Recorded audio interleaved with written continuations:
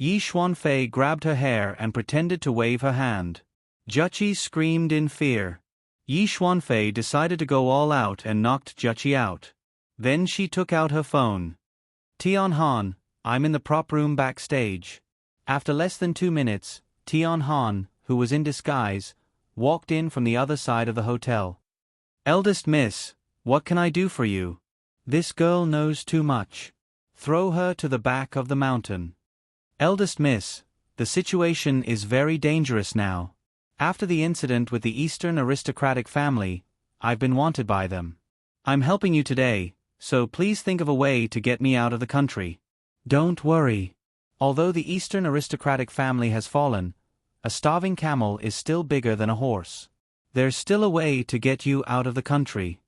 Eldest miss, don't be perfunctory. You said the same thing before, but you still haven't sent me out. I hope you can give me a sum of money first, enough for my current life. I'll definitely help you with your matter. Yi Xuanfei was so angry that she gritted her teeth. Everyone was going against her. Give me your account number. I'll give you $10,000 first. Tian Han smiled. He walked to Yi Xuanfei's side and hugged her waist. Eldest miss, are you trying to dismiss a beggar with $10,000? Why don't you give me $100,000 first? If I get caught, you won't get any benefits either, right? You were the one who ordered us to do some things. After speaking, his hand moved up her waist. Yi Xuanfei pushed Tian Han's hand away.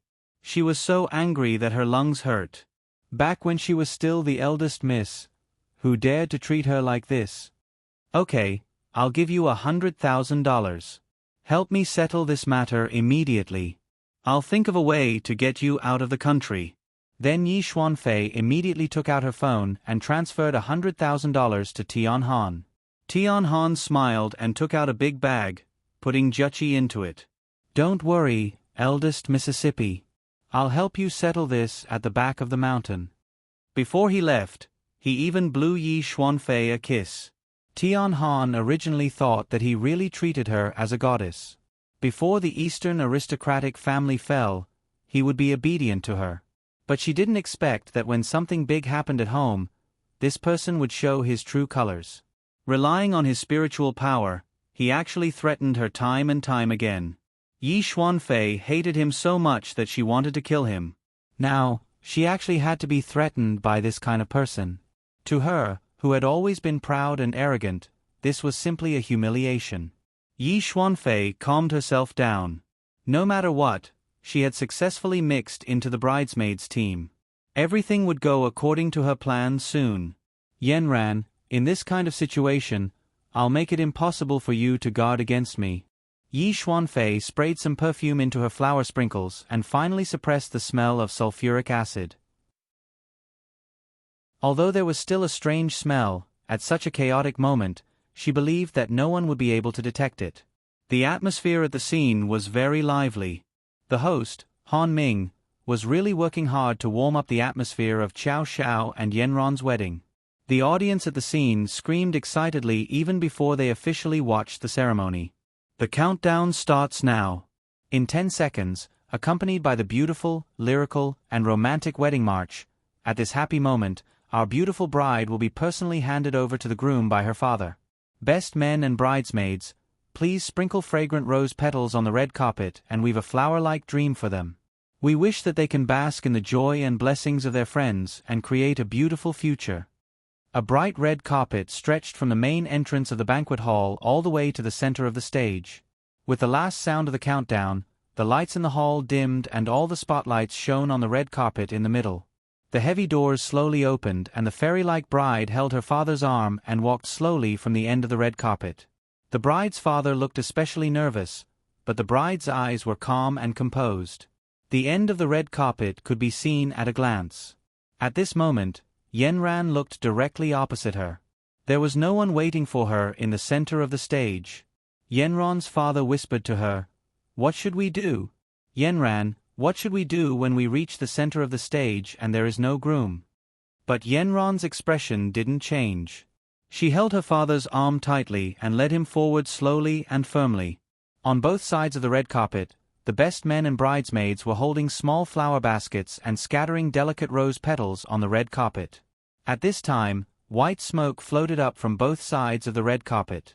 The staff at the scene turned on special equipment and the rose petals danced in the air, as if the elves on the red carpet were playing the wedding march for the newlyweds.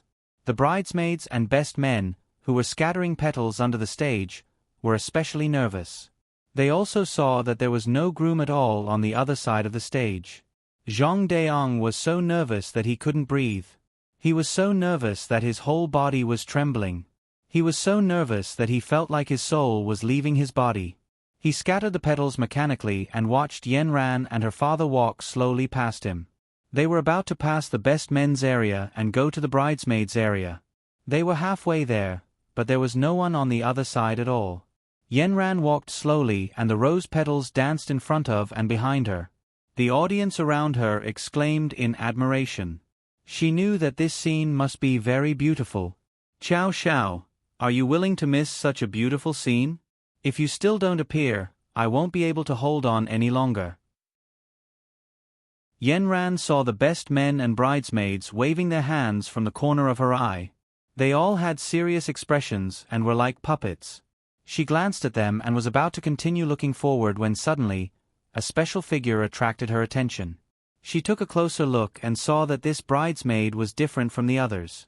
Everyone else was scattering petals mechanically, but only this bridesmaid was staring at her and smiling strangely.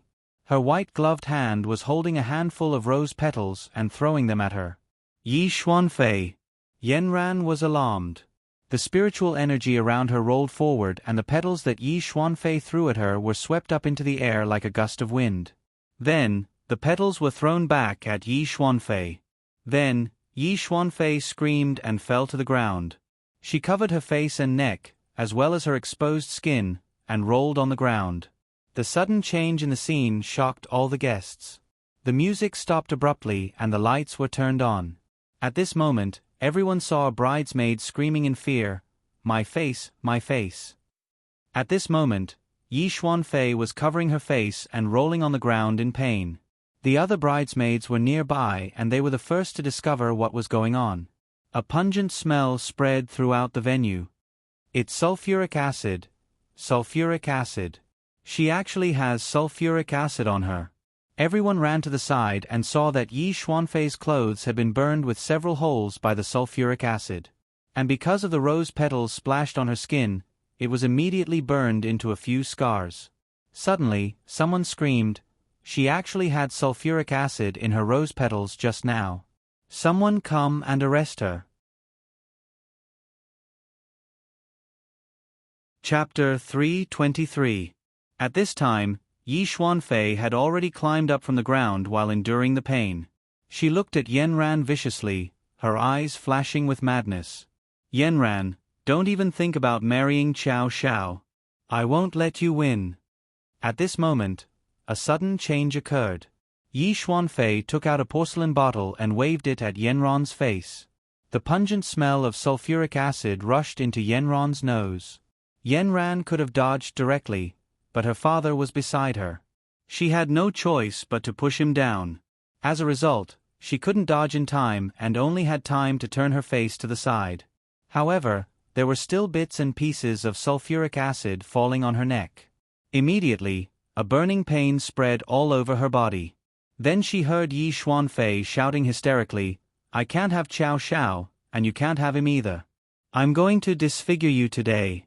Let's see how he will like you again. Also, do you dare to tell the whole world that Xiao Xiao isn't here today? How are you going to deal with this later? Don't think that your wedding alone will be recognized by everyone. If there's no groom at the wedding, who will you marry?" The security guards at the scene rushed forward to pull Yi Xuanfei away, but Yi Xuanfei was very strong. She kept shouting, "There's no groom at all. You've all been deceived by him. There's no groom. There's no groom." The audience was shocked by this sudden turn of events. They had been wondering if there was no groom at all since they had not seen him at all. The fans outside the door and online fans watching the live broadcast had long been dissatisfied. Why was the bride the only one performing? Why wasn't there a groom? The person they wanted to see was Xiao Xiao. Zhang Deong and the other groomsmen and bridesmaids all lowered their heads in shame. They knew very well that there was no Qiao Xiao at all. The show was ruined. Who said there's no groom? Before the host, Han Ming, could react, the microphone in his hand was snatched away by someone. A voice full of energy spread throughout the venue. Then a ruffian voice came from the microphone. Dear friends and family, please forgive me for being late. I wanted to give you a surprise, but I didn't expect it to become a shock. Today is Yanran's and my big day. I didn't expect some demons and monsters to make trouble at my wedding banquet. I had to ask 2 comrades from the Civil Affairs Bureau to witness our marriage on the spot, so I was stuck in a traffic jam on the way. I came a little late and almost caused my bride to suffer. Now, what do you think I should do? Everyone was stunned by the sudden appearance of Qiao Xiao. The first to react was Yanran. She sat on the ground and covered her neck. She looked at Qiao Xiao with tears in her eyes and a smile. Then came the 23 best men and bridesmaids. They immediately cheered. They were the closest friends of the bride and groom. Qiao Xiao walked quickly to Yanran. He knelt down on one leg and looked at Yanran in the eye. He first said to her father, "I'm sorry. I made you worry. I'm back. I hope you'll still be willing to give Yanran to me. I swear that I'll make her happy for the rest of her life." Yan Zheka's father was finally relieved. He looked at his daughter's always calm face and sighed in his heart.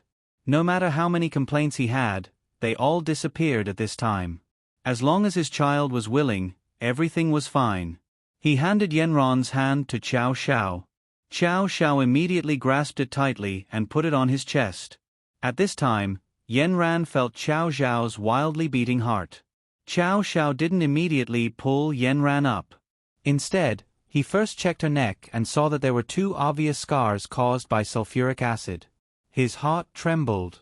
He gently touched it with his devil energy. The scars on the surface were still there, but the pain inside immediately lessened a lot. "I'm sorry, Yanran. I made you worry." At this time, Yi Xuanfei looked at Qiao Xiao in surprise. She struggled to break free from the security guard who was holding her. "Brother Qiao, I'm here. I'm Xuanfei. Don't marry her. You're mine." Qiao Xiao turned to Yi Xuanfei. "Yi Xuanfei, let me tell you seriously, Yanran is my favorite.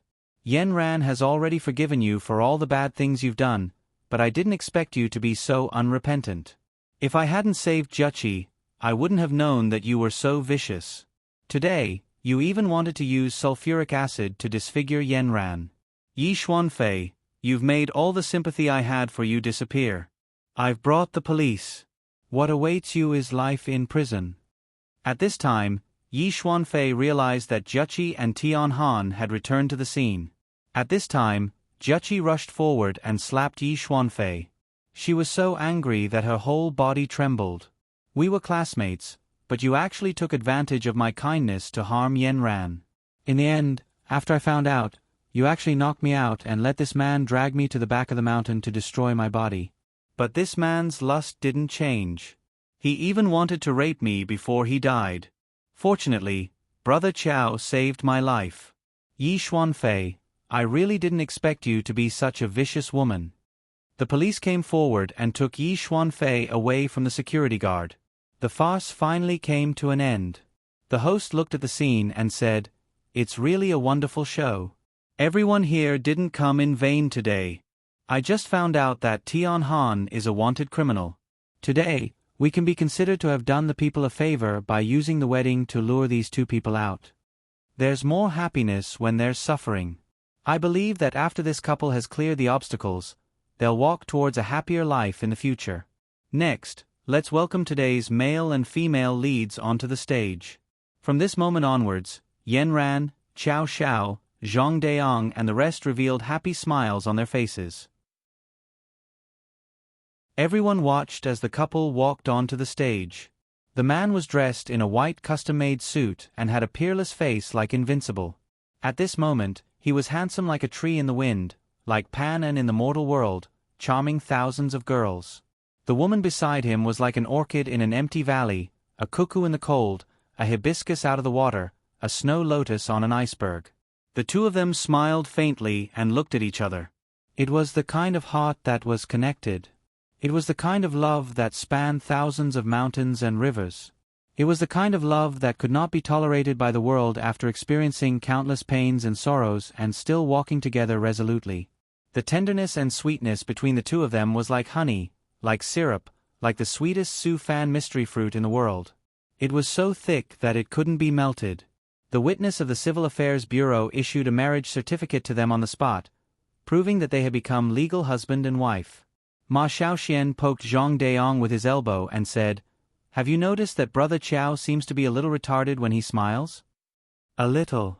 Since he and Sister Yanran got together, he basically hasn't been normal.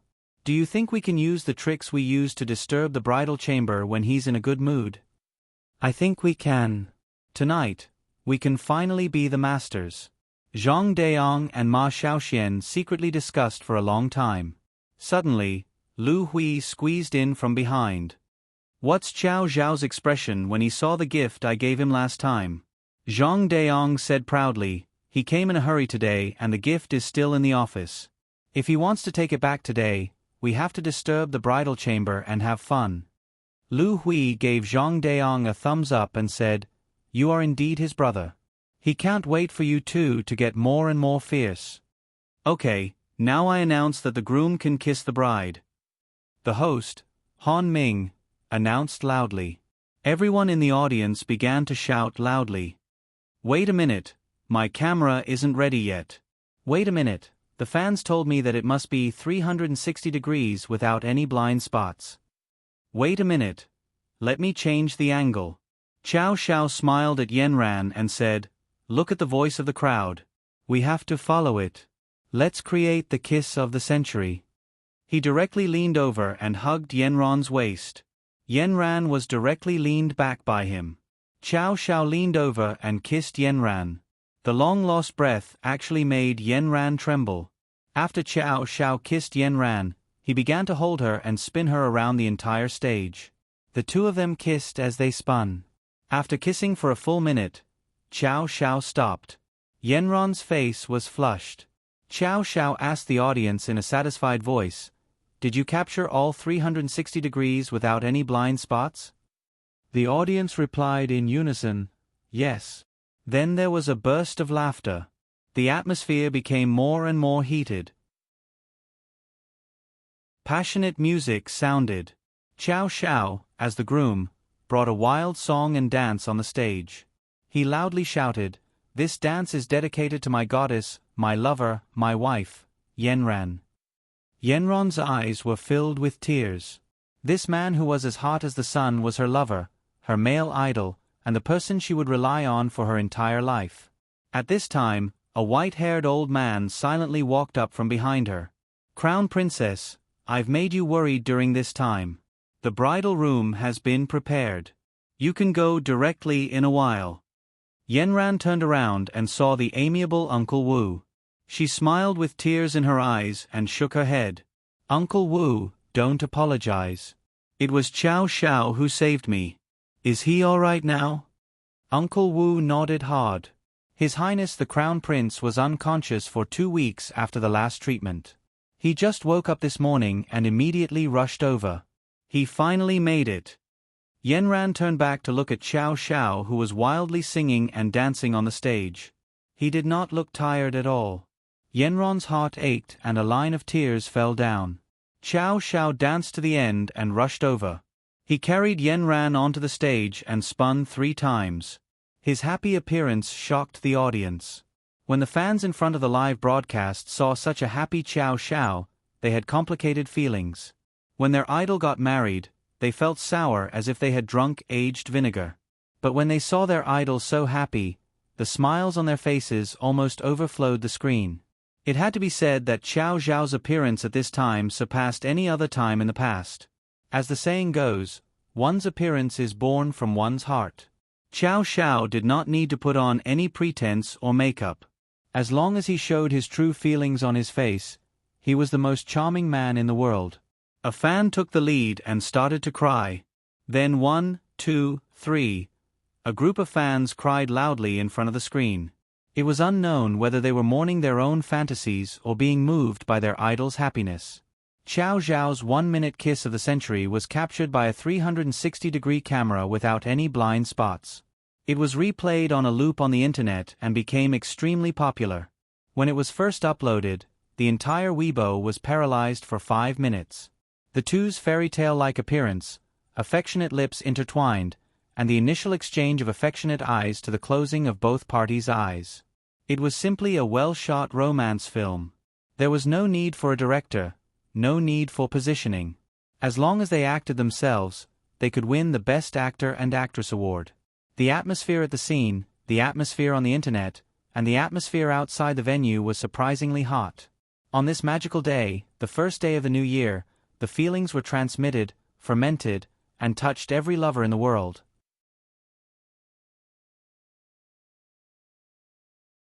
Chapter 324. Finally, it was time for the bride and groom to change their clothes. Xiao Xiao pulled Yanran into the hotel room. The groomsmen and bridesmaids were locked outside. "We can do it ourselves." Xiao Zhao's voice sounded from inside the room, followed by the sound of a wall being pressed against the wall. Zhang Deong and the others smiled wretchedly at the door. "Brother Xiao, it's not time for the wedding night yet." Yanran pinched Xiao Zhao's waist and blushed. "What are you doing?" Xiao Xiao pressed Yanran against the wall and carefully looked at Yanran's coquettish eyes. "I want to take a good look at my wife. Aran, I'm finally your husband." Yanran pursed her lips and smiled. The word husband came from Xiao Zhao's mouth. It was a very strange feeling. Xiao Zhao's eyes were straight. He whispered in Yanran's ear, "Yanran, don't laugh. You're as beautiful as a fairy today. I really want to take you back immediately and let your beauty bloom only for me. Don't make me lose control in public." Yanran immediately glared at him. The flirtatious look in her eyes could not be hidden. "Wife, I love you." The sweet promise came out like this. "Husband, I love you too." Hormones were really strange things. Just a few words could make him so excited. The passionate kiss began. Until Zhang Deong knocked on the door. "It's time for the toast." The two of them reluctantly parted, a silver thread connecting the two of them ambiguously. Xiao Xiao pressed her forehead against Yanran and panted loudly. "It's time to change clothes." Yanran reminded him with a red face. Xiao Xiao pressed his forehead against hers and asked, "Where's the dress?" "It's in that cabinet." Xiao Xiao took the bright red clothes. The material was very good, like silk, satin, and brocade. There were so many ribbons on it that Xiao Xiao couldn't straighten them out even after trying for a long time. "I didn't think it was so complicated when I designed it. How did it end up like this?" "You designed all the clothes?" "Of course. At the wedding, I felt that it would be a very fulfilling thing for you to wear the clothes that I personally designed for you. Moreover, I measured them personally. Look at how suitable they are." Yanran glared at him. "Hooligan." "Aran, we are now legally married. This is not called being a hooligan. This is called having fun between husband and wife. Now, I will put it on for you personally. This is such an exciting thing. I have also designed many sets of sexy underwear. We can try them tonight." The more Xiao Xiao spoke, the more unreliable he became. His hands, which were helping Yanran put on her clothes, also became more and more dishonest. In the end, Yanran directly drove him out and called in several bridesmaids. Finally, the complicated dress was finished. Zhang Deong and others saw Xiao Xiao being driven out and laughed. "Brother Xiao, you are too impatient. The bride is not so easy to be obedient. There are many sets of procedures in the wedding. You have to go through them one by one to fulfill your wish. Are you guys seizing the opportunity today?" Xiao Xiao asked them mischievously. "This is a once-in-a-lifetime day. Brother Xiao, you should admit defeat today. We haven't tried the blocking at the door in the morning. Later, we will make up for it. You guys can play and make trouble, but don't delay my business tonight." I will help you make the atmosphere as hot as possible. I will definitely let you go home with pleasure. The key was that there were a group of bridesmaids. Xiao Xiao thought for a while. It turned out that there were still 24 mountains in front of him to climb over. Next was the toast. Xiao Xiao looked at Yen Ran in a red dress and couldn't take his eyes off her. But soon, he felt that something was wrong. He ran back to the room, took out a white shawl, and shone it on Yen Ran's smooth shoulders. Yen Ran, it's winter now. Don't catch a cold. Yen Ran felt that the air conditioner in the room was as high as 30 degrees. I'm not cold. Zhang Deong and others laughed together. That's because Brother Qiao thinks you are cold. Xiao Xiaoyun, as a stylist, immediately came out to express her opinion. Brother Qiao's red dress with a white shawl is a bit out of place. These two styles are different. One is a summer dress, and the other is a winter dress. It won't look good in the photos. Then Xiao Xiao saw Yen Ran take off the shawl and put it directly into his arms. Then she lifted her skirt and was about to go downstairs. He rubbed his nose and felt that those white shoulders looked so alluring. The two walked downstairs side by side. Yen Ran whispered to him, I remember that you can't hold your liquor well. Don't get drunk later. Who would have thought that Xiao Xiao would proudly raise her eyebrows and say to Yen Ran, I brought a kind of medicinal pill from the demon realm that will keep you from getting drunk after 1,000 cups. Let's see how your husband will show you later. You have this pill? Then give me one too. Xiao Xiao took out a small box from his pocket. It was divided into 2 layers, and there were several white pills on top and bottom. He took out one of them and handed it to Yen Ran. What are the other pills? Xiao Xiao felt inexplicably guilty. He closed the box and put it into his arms. You will know later. Then the couple flew among the guests like butterflies. The 48 groomsmen and bridesmaids stared at Xiao Xiao and Yen Ran with their mouths agape. They didn't refuse any of the drinks. Soon, dozens of glasses of strong liquor were drunk, but nothing happened to them. Zhang Deong pulled Xiao Xiao and said, Brother Qiao, the alcohol is very high. It's 52 degrees. Can you handle it later? Don't delay the business tonight. Do you want me to help you? Unexpectedly, Xiao Xiao waved his hand and said, They are all here to attend our wedding. If the groom doesn't drink, they will think that he is dishonest. It's okay, Brother Qiao, I will not get drunk even after 1,000 glasses. Although Xiao Xiao said so, no matter how good the medicine was, it couldn't withstand him drinking like this. Yen Ran looked at him and was a little worried. Before Xiao Xiao could finish speaking, he was pulled over by a group of university classmates. They pressed him down on a stool and said, Brother Qiao, you're the most representative school hunk of our University of Nanchuan. You're the top celebrity in the entertainment industry, the darling of the IT industry, and now that you've won the heart of a beauty, you're a winner in life. You're the idol of all our classmates. Today, we're not going home until we're drunk. Zhang Deong and the others immediately came up to persuade Xiao Xiao, but these brothers were usually classmates in Xiao Xiao's laboratory, and their relationship was very good. Xiao Xiao was really embarrassed to refuse them. He looked at these people and saw that they were almost drunk. Their tongues began to knot. When he was about to speak, Yen Ran unexpectedly appeared beside him. Brothers, I am also your classmate. Would you like me to propose a toast to you?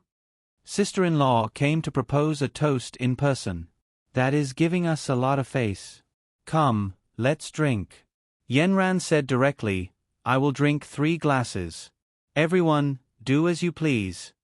Yen Ran directly took 3 medium-sized goblets and gulped them down, leaving these people dumbfounded. Although Yen Ran said to do as they pleased, they were all men and didn't dare to be so casual. They could only drink 3 glasses each. In this way, Yen Ran drank a table of people alone. When they arrived at the territory of the cultivation world, everyone stood up straight and in the same posture. The aura of a soldier instantly burst out. They collectively said in a serious tone, We wish Principal Yen a happy marriage. We wish you 100 years of bliss, and we hope that you will have children soon. You'll have 2 in 1 year, 4 in 2 years, 8 in 4 years. The entire place immediately burst into laughter as they watched this group of bloodthirsty men use the most serious tone to say the most hilarious words. Qiao Xiao liked to hear this. Little Six took the lead and asked Qiao Xiao to show everyone what he could do. Their President Yen couldn't just get married without knowing the reason. Qiao Xiao thought for a moment, then silently recited the incantation. The totem on his chest flashed, and the people at the table were all taken to a beautiful paradise. There were many fruit trees, beautiful mountains, and a huge waterfall pouring down from the top. The group of rough men laughed and wanted to rush in. It was so cool to take a cold bath on a hot day. They all began to undress. Yanran saw that the situation was getting out of hand, so she immediately dispelled Qiao Zhao's array. Little Six looked down at his naked upper body, then looked at the people at the table next to him. He laughed and gave Qiao Xiao a thumbs up. I admire you, brother Qiao. During the process of their toasts, the celebrities on stage also came to support Qiao Xiao. One after another, wonderful performances made the audience and fans watching the live broadcast think that it was the New Year's Eve concert. This was an exciting first day of the new year, and the wedding banquet finally came to a successful end after many twists and turns. At the end of the wedding, the gifts that Yanran and Qiao Xiao gave everyone far exceeded their share of the wedding. At the same time, for the fans who couldn't attend the wedding in person, they printed out the latest news of their wedding. They could receive it for free and send it for free. Those fans who were originally sour in their hearts finally got some consolation. However, they still regretted that the godlike brother Qiao in their hearts had finally been stamped with someone else's seal tonight. They could no longer do whatever they wanted. After sending off all the guests, there was only a group of relatives and friends left. They were all young people who refused to leave. They said solemnly, "We came here today for the wedding night. We have prepared a very wonderful performance for Qiao Xiao and Yanran to enjoy. We must let them have a very successful wedding night." In this way, a long line of cars drove directly from the downtown area to Qiao Zhao's house. On the first night of the new year, they swaggered through the streets of Nanchuan. Every car was incomparably luxurious and beautifully decorated. The atmosphere was completely different from when they were driving to the hotel. Yanran was directly taken away by a group of bridesmaids and sat in the first few cars with them. Qiao Xiao was held down by a group of groomsmen and sat in the last few cars. Before leaving, the bridesmaids shouted in unison, "If you want your bride, you have to pass through our 24 checkpoints first." These girls had been worried for the whole day. Although the wedding night was finally a successful one, their hearts were still full of fear. No matter what, they had to get back at Qiao Xiao. Yanran knew in her heart. Although she felt sorry for Qiao Xiao, she said that she couldn't be angry on a big day. She could only pretend that she couldn't resist and was pulled away by the group of girls. Before leaving, she only had time to give Qiao Xiao a look of encouragement.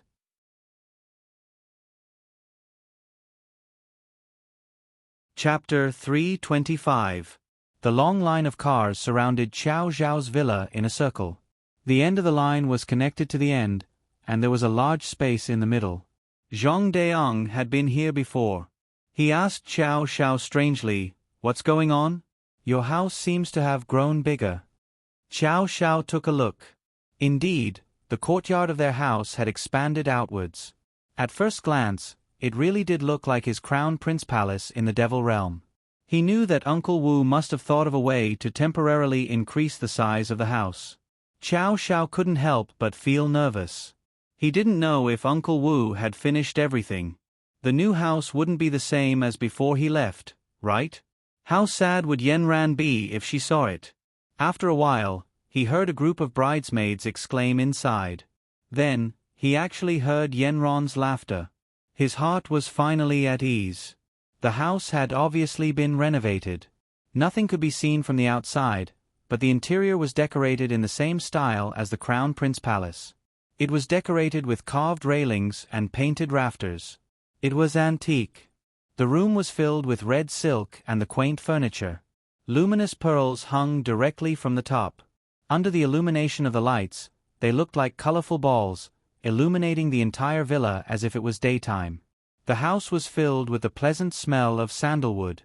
The ancient books placed on the bookshelves, the guqin erected in the corner, and the full set of gold-rimmed Nanmu furniture all showed the low-key luxury of the owner of the house.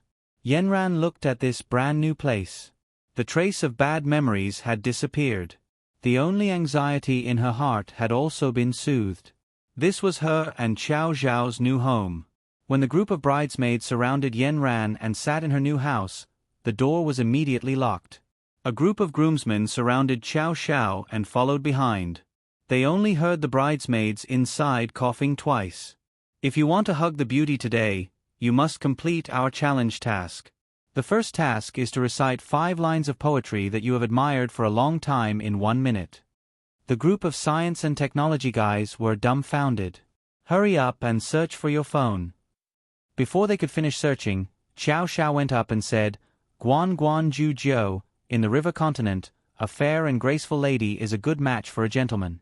Feng Bo didn't believe that Lingji was weak. Moon dew was fragrant. It's useless to be lovesick, but there's no harm in being melancholy. A quiet girl is a beauty, waiting for me in the corner of the city. Loving but not seeing, scratching my head in hesitation. A quiet woman is doing her best to please me. Tong Guan Yue said that the woman was beautiful. Since Mu returned to Gue, Sun was beautiful and strange. Bandit women were beautiful, and they were the epitome of beauty. Once you've crossed the sea, you can't be considered water. Apart from Mount Wu, you can't be considered a cloud. I'm too lazy to look back at the flowers. Half of it is cultivation, half of it is Lord. In small red letters, it said that business was done peacefully, and the goose was in the clouds and the fish was in the water. Melancholy, this feeling is hard to express. The setting sun is leaning against the west tower, the distant mountain is facing the hook of the curtain. I don't know where the human face is, the green waves still flow east. In the eyes of the group of science and technology guys, Xiao Zhao's image immediately became tall. Everyone looked at him from the bottom to the top. Brother Xiao, no wonder you can get the beauty back. You usually say these words of love so easily. Yanran sat on the bed in the room and smiled knowingly. What a good sentence. Loving but not seeing, scratching my head in hesitation. It really described Xiao Xiao. The bridesmaid who came up with the first question had to leave the stage. At this time, Ma Xiaoxian shouted, 5 poems count as 5 questions. There's a total of 24 questions. The brothers around him patted Ma Xiaoxian on the shoulder. Not bad. You helped Brother Qiao get rid of 4 bridesmaids in one go. At this time, there was another cough from inside the door. The next question, may I ask what the 3 measurements of the bride are? The best man outside the door burst into laughter. Then he heard the bridesmaids pushing each other inside the door. Yanran laughed and scolded, you can even ask such a restricted question. In the end, the bride's protest was ineffective. All the bridesmaids unanimously asked Xiao Xiao to answer. Xiao Xiao was very clear about this. He opened his mouth and said, I can't tell you Yanran's 3 measurements. Only I know, but I want to prove that I know, because all the bride's dresses were personally designed by me. I measured every inch carefully. If you don't believe me, you can measure it. The bridesmaid in the room said with uncertainty, Sister Yanran, was it really designed by Brother Qiao? Then Yanran smiled and said, yes. Okay, then you pass this question. Next question. Please recall the specific details of the first kiss between the 2 of you. You need to know the time, place, and scene. Brother Qiao, we also want to know this. Wang Jinyun's eyes were shining as he looked at Xiao Xiao. But he turned around and said that this was an important question. The time, place, and scene were equivalent to 3 questions. Xiao Xiao narrowed his eyes and recalled the scene at that time. Then he smiled mysteriously. Come, let Brother Qiao tell us about his experience. Ma Xiaoxian was the most perceptive. He immediately moved a chair for Xiao Xiao to sit down. When chasing a girl, you need to be steady, accurate, and ruthless. At the crucial moment, you need to do it. The first time Yanran and I kissed was in a movie. Wow! The group of engineering men's eyes were filled with envy.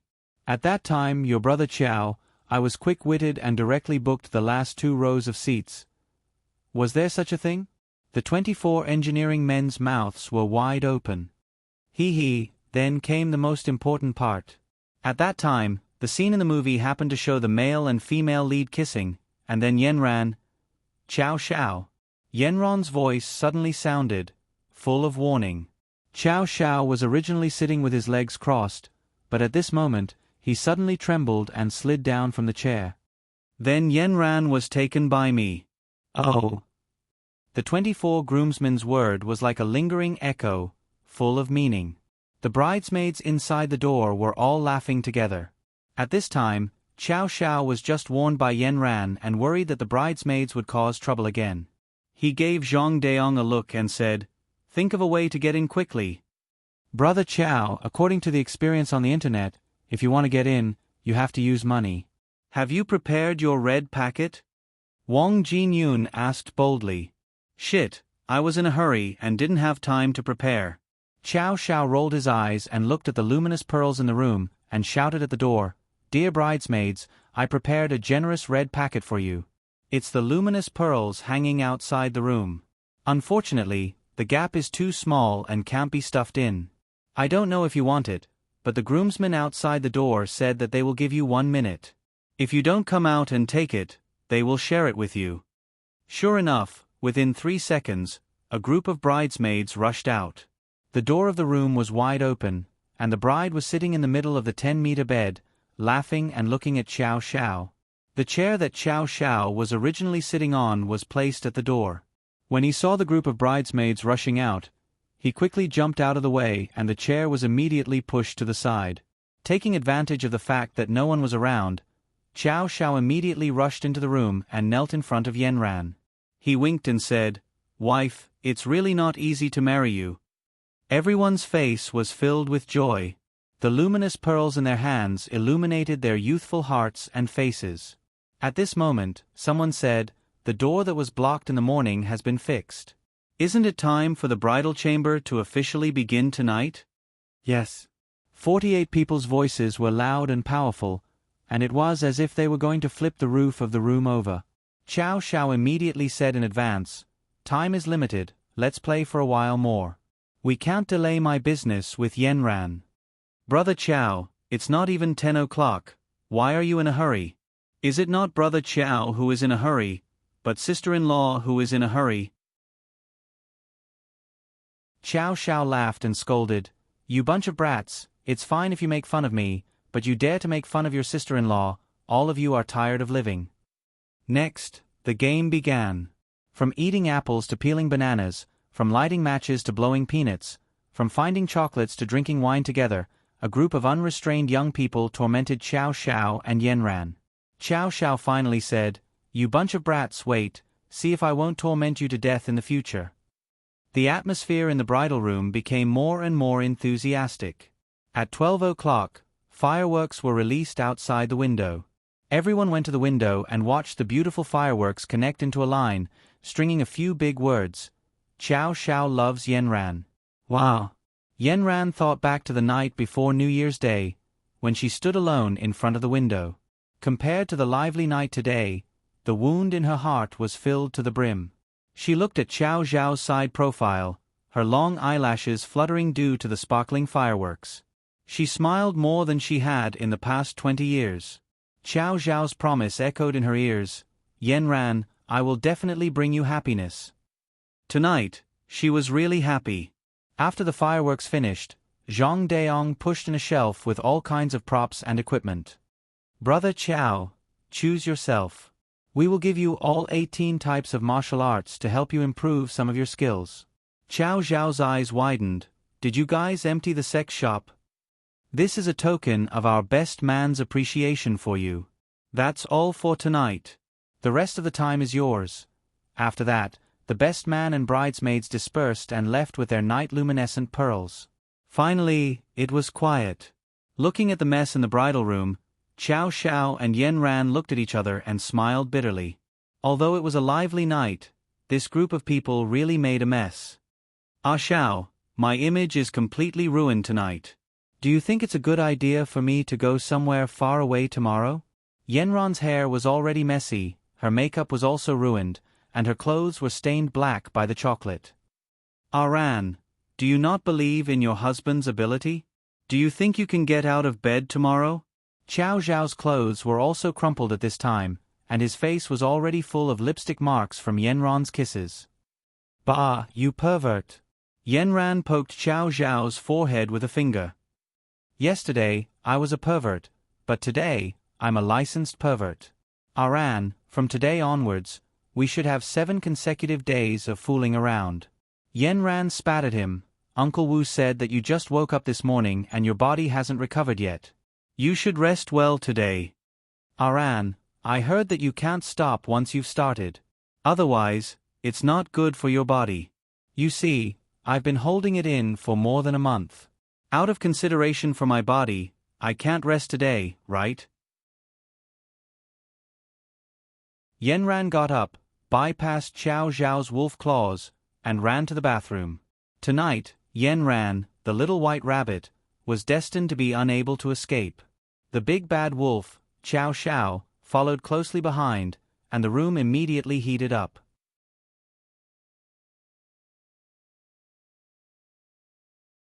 Chapter 326. If Uncle Wu hadn't interrupted the legal fooling day, it would have lasted for at least 7 days. During this period, Qiao Xiao would call Uncle Wu every once in a while, drink water, change the sheets, and get food. Then he would carry Yenran into the bathroom. When the two of them came out of the bathroom again, everything outside had been refreshed, and there was water of suitable temperature, a box of pills, and fragrant food at the bedside. Aran, baby, come, drink more water. Yenran's mouth was stuffed full. I don't want to drink, I'm stuffed. Be good, your voice is hoarse, and the sheets are wet because of you.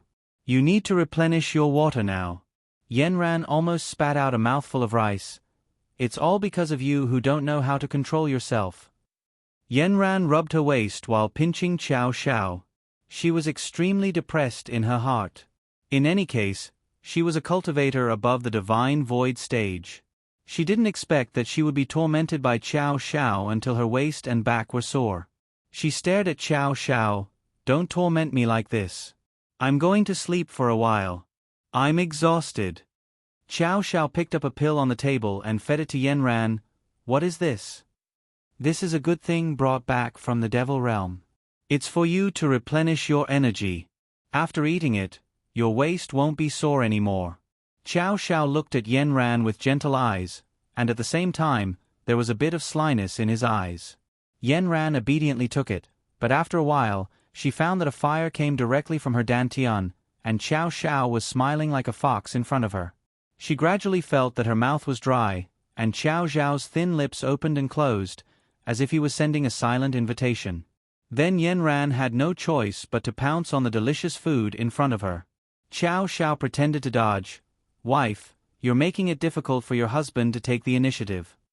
Cut the crap, you damned fox. I've been tricked by you again. Then a happy and harmonious march began in the bedroom. On the 3rd day, Uncle Wu knocked on the door. Crown Prince, Crown Princess, today is the day of your return. The gifts have been prepared. You can get up now. When the two of them sat in Yenran's living room, it was already time for lunch. Mother Yen looked at the two people who were in high spirits. Her daughter was really charming. She was relieved. It seemed that everything was going well. After lunch, she pulled Yenran aside and asked in detail what happened on the wedding day. But Yenran's answer was hesitant. Mother Yen was a bit angry. Daughter, what do you have to say to father and mother?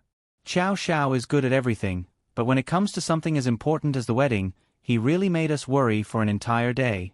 Mother doesn't understand the matters of your cultivation world, but if this kind of thing keeps happening in the future, won't you be the one to suffer? Mother's words stirred up the uneasiness in Yenron's heart again.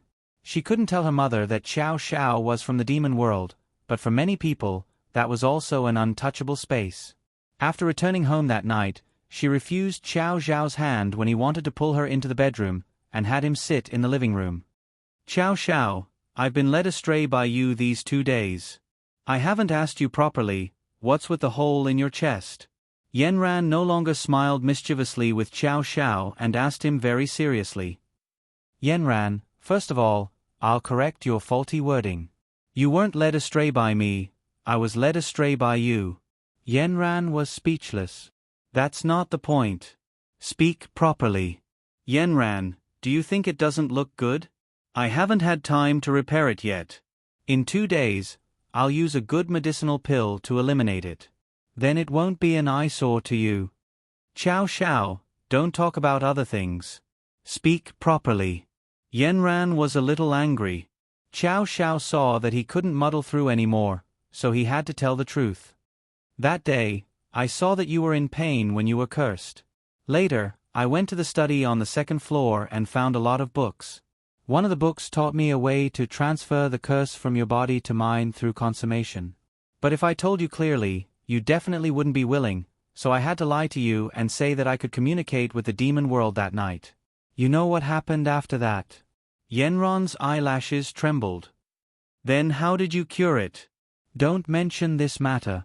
Uncle Wu thought I was going to die, so he brought me to the demon world. The demon doctor in the demon world was my Uncle Wan. He still had to study it, so he delayed for so long. Otherwise, I would have come back long ago. Yenran listened to Xiao Zhao's evasive words. She played it down. Then why did you sleep for half a month? Isn't that because Uncle Wen's medicine wasn't enough? He only removed more than half of the curse in my body, and then I had to rely on myself to carry the remaining half. Yenran, don't you think I'm amazing? Xiao Xiao looked like a pug, almost wagging his tail for praise. Yenran looked at Xiao Zhao's ruffian appearance and her heart swelled. Xiao, thank you, you saved me again. I say, Aran, you're treating me like an outsider. I'm your husband. Isn't it natural to save you? Yenran looked at Xiao Xiao as he said it casually. It was as if his kindness to her was engraved in his bones and blood. Even if it was easy to give up her life, it was as if it was a piece of cake. She stepped forward and hugged him. Xiao, I don't want to lose you again. Next time, promise me that you won't do such a stupid thing again. And I want to know the way to go to the demon world. I don't want to experience the powerlessness of having no way to heaven and no door to hell again. Xiao Xiao stopped laughing. Yenran, are you really willing to go back to the demon world with me? Xiao Xiao turned and said, Yenran, you have so much responsibility and mission in the human world that you haven't completed yet. You can't go back with me now, but you're the crown princess of the demon world. Since you're the person I've decided on, I'll definitely bring you back to acknowledge your ancestors. People in the demon world live a long life. In this life, I'll accompany you in the human world. In the next life, you'll accompany me back to the demon world, okay? Yenran raised her head and looked at Xiao Xiao seriously. Xiao, wherever you are, I'll be there. However, Yenran suddenly blinked. Tell me, how old are you? Xiao Zhao's eyes suddenly began to wander. Yenran, let's not talk about this question first, okay? No, tell me quickly, are you an old monster? How could I be an old monster? You see, I'm handsome, it's just that I don't age easily.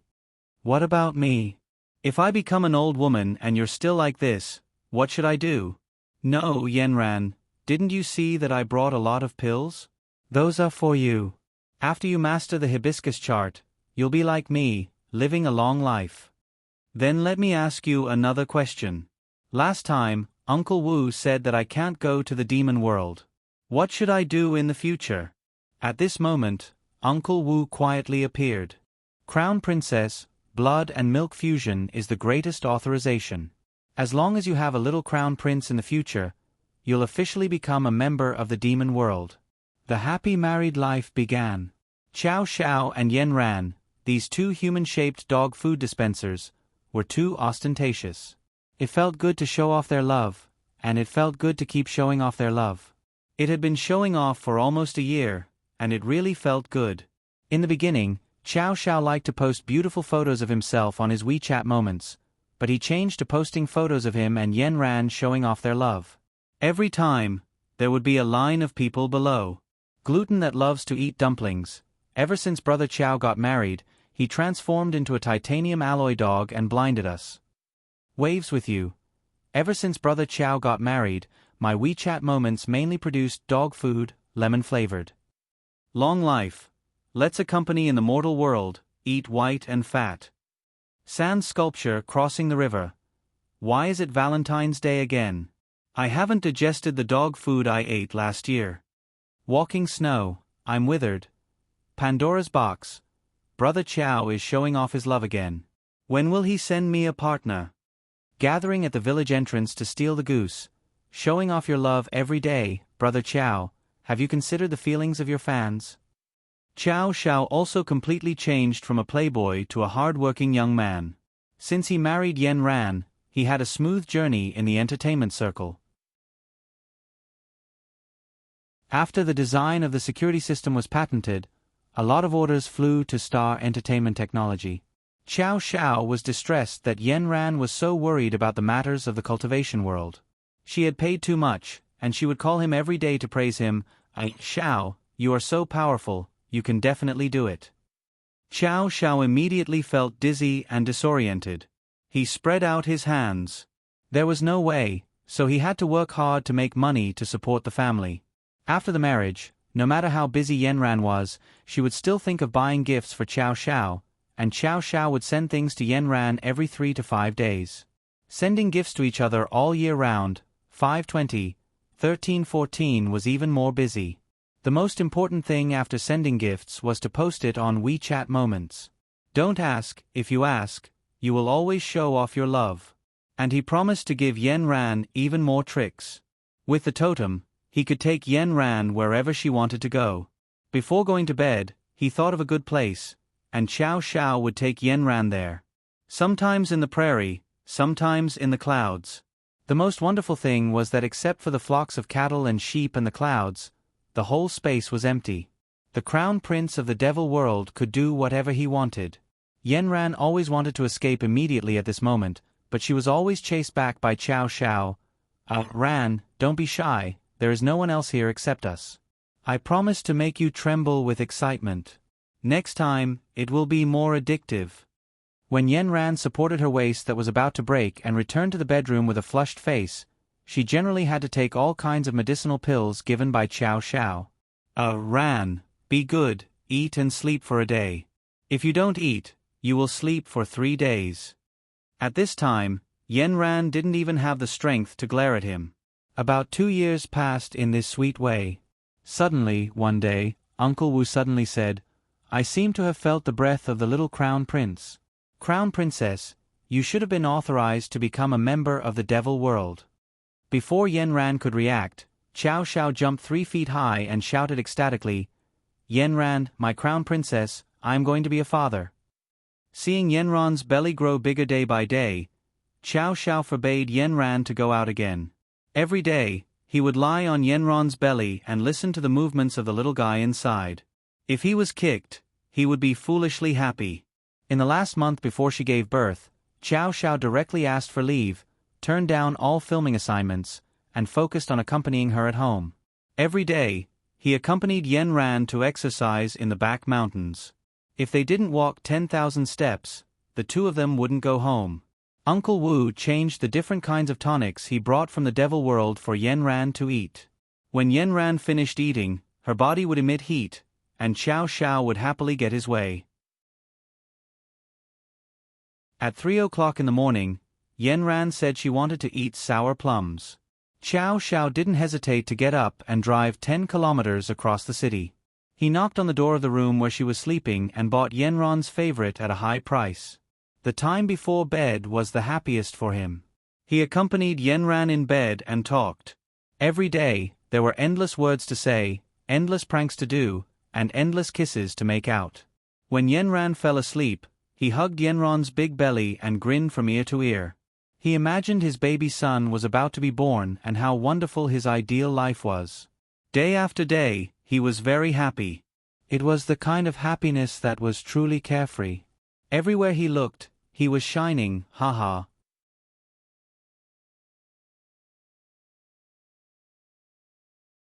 Chapter 327. Finally, the day of delivery arrived.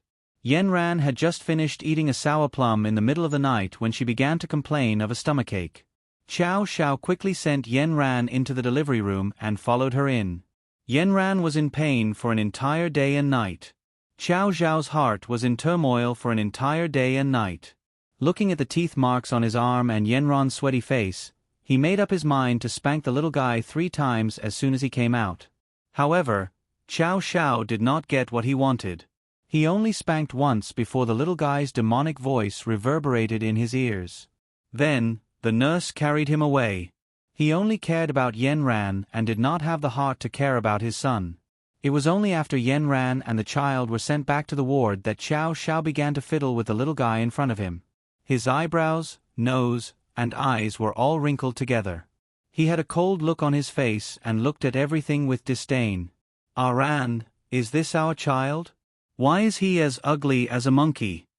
Yenran was still resting with her eyes closed. Giving birth really exhausted her to the extreme.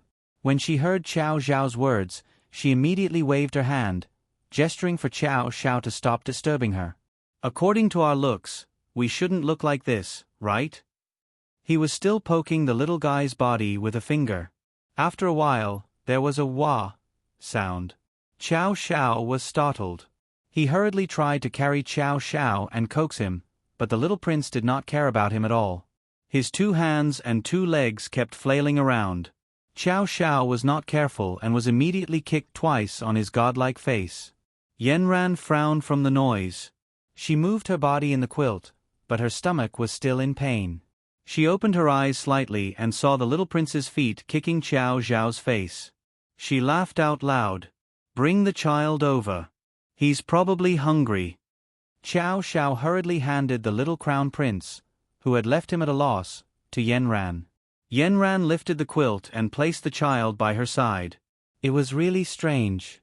The little fellow immediately stopped crying. As if he had smelled something, he wriggled his way into the quilt. Yenran took off her shirt and began to breastfeed the child. Xiao Xiao looked at the touch of white swaying in front of his eyes. Suddenly, he felt uncomfortable in his heart. He saw the little guy eat until his belly was round and round.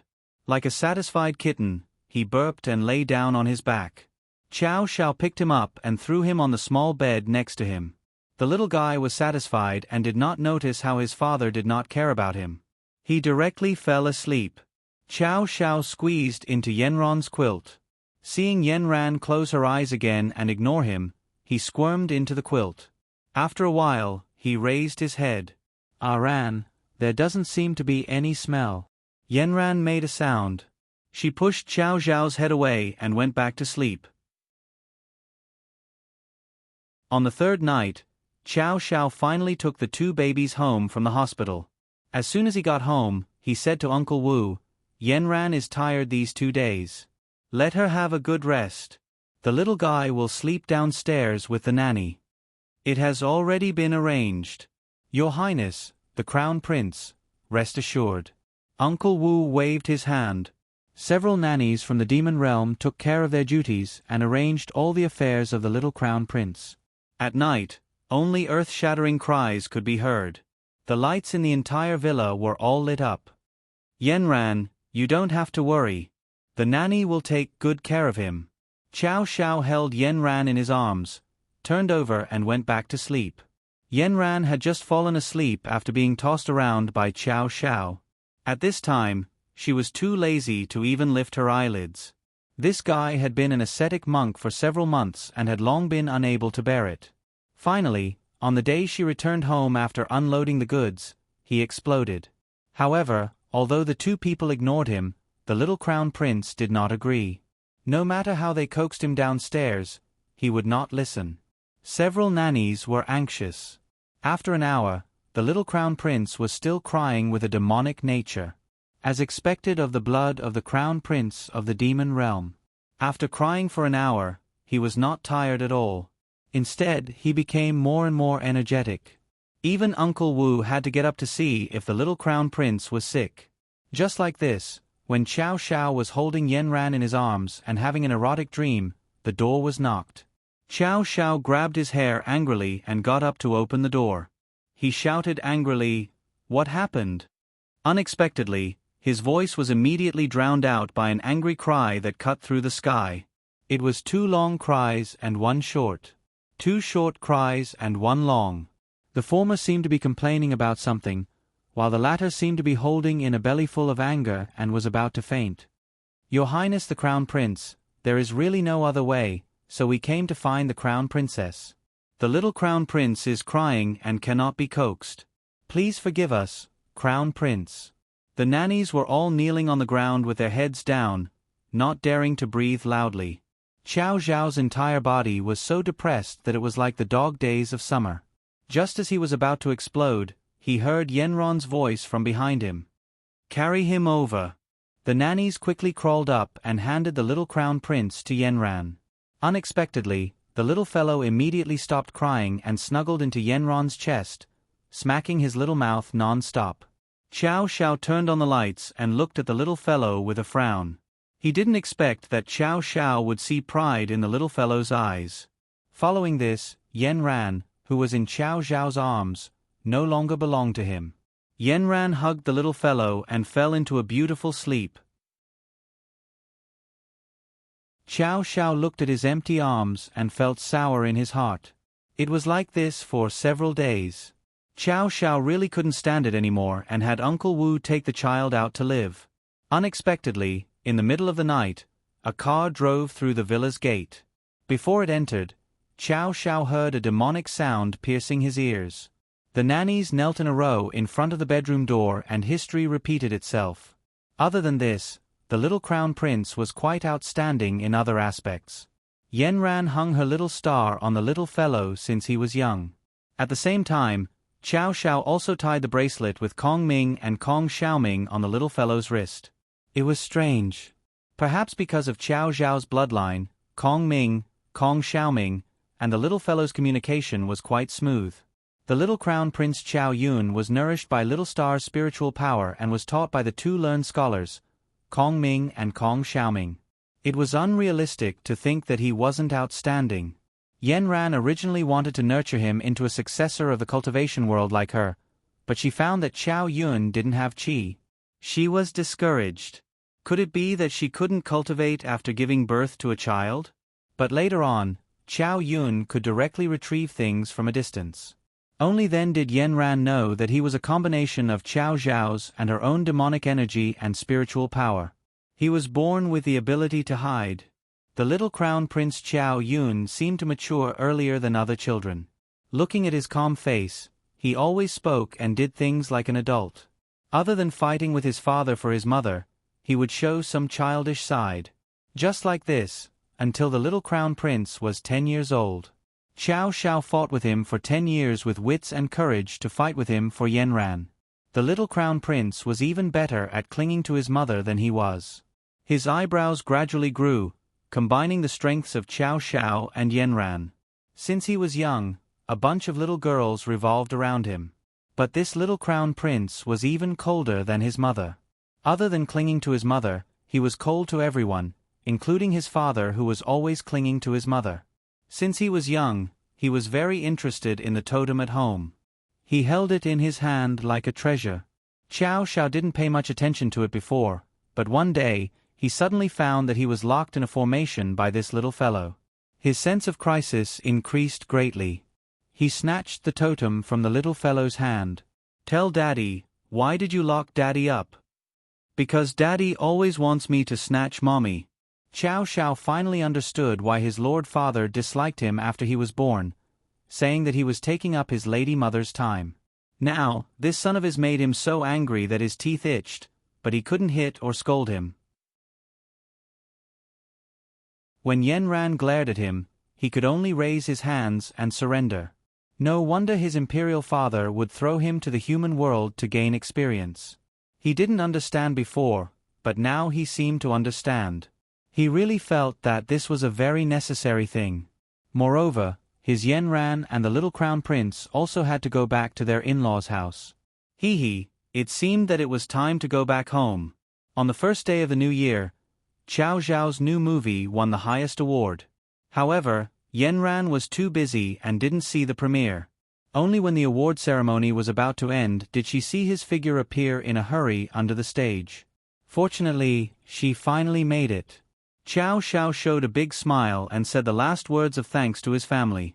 Yenran, who was busy outside, was urged to come back by Qiao Zhao's 18 phone calls. She found that her son was dressed up like a real crown prince. Looking at this beautiful son, although his face was expressionless, it really made her heart ache. Xiao, our son really looks exactly like you. Qiao Xiao touched his nose. Except for the same mold, his personality is completely like you. When the little crown prince Qiao Yun saw his mother, a trace of joy finally appeared on his originally calm face. He quickly threw himself into his mother's arms.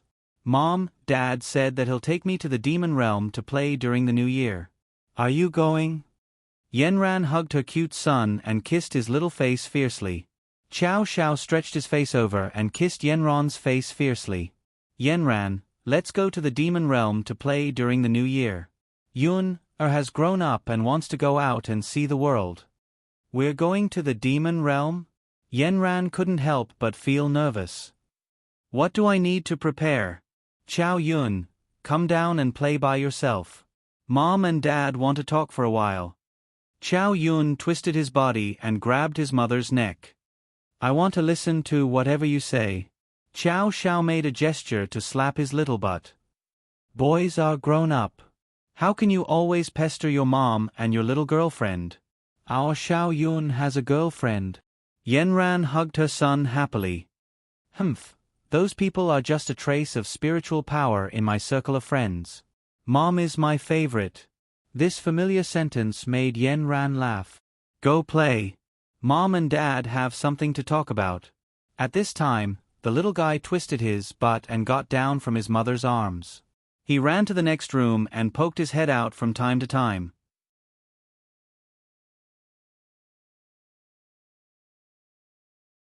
Chapter 328. The Crown Prince's palace was very quiet.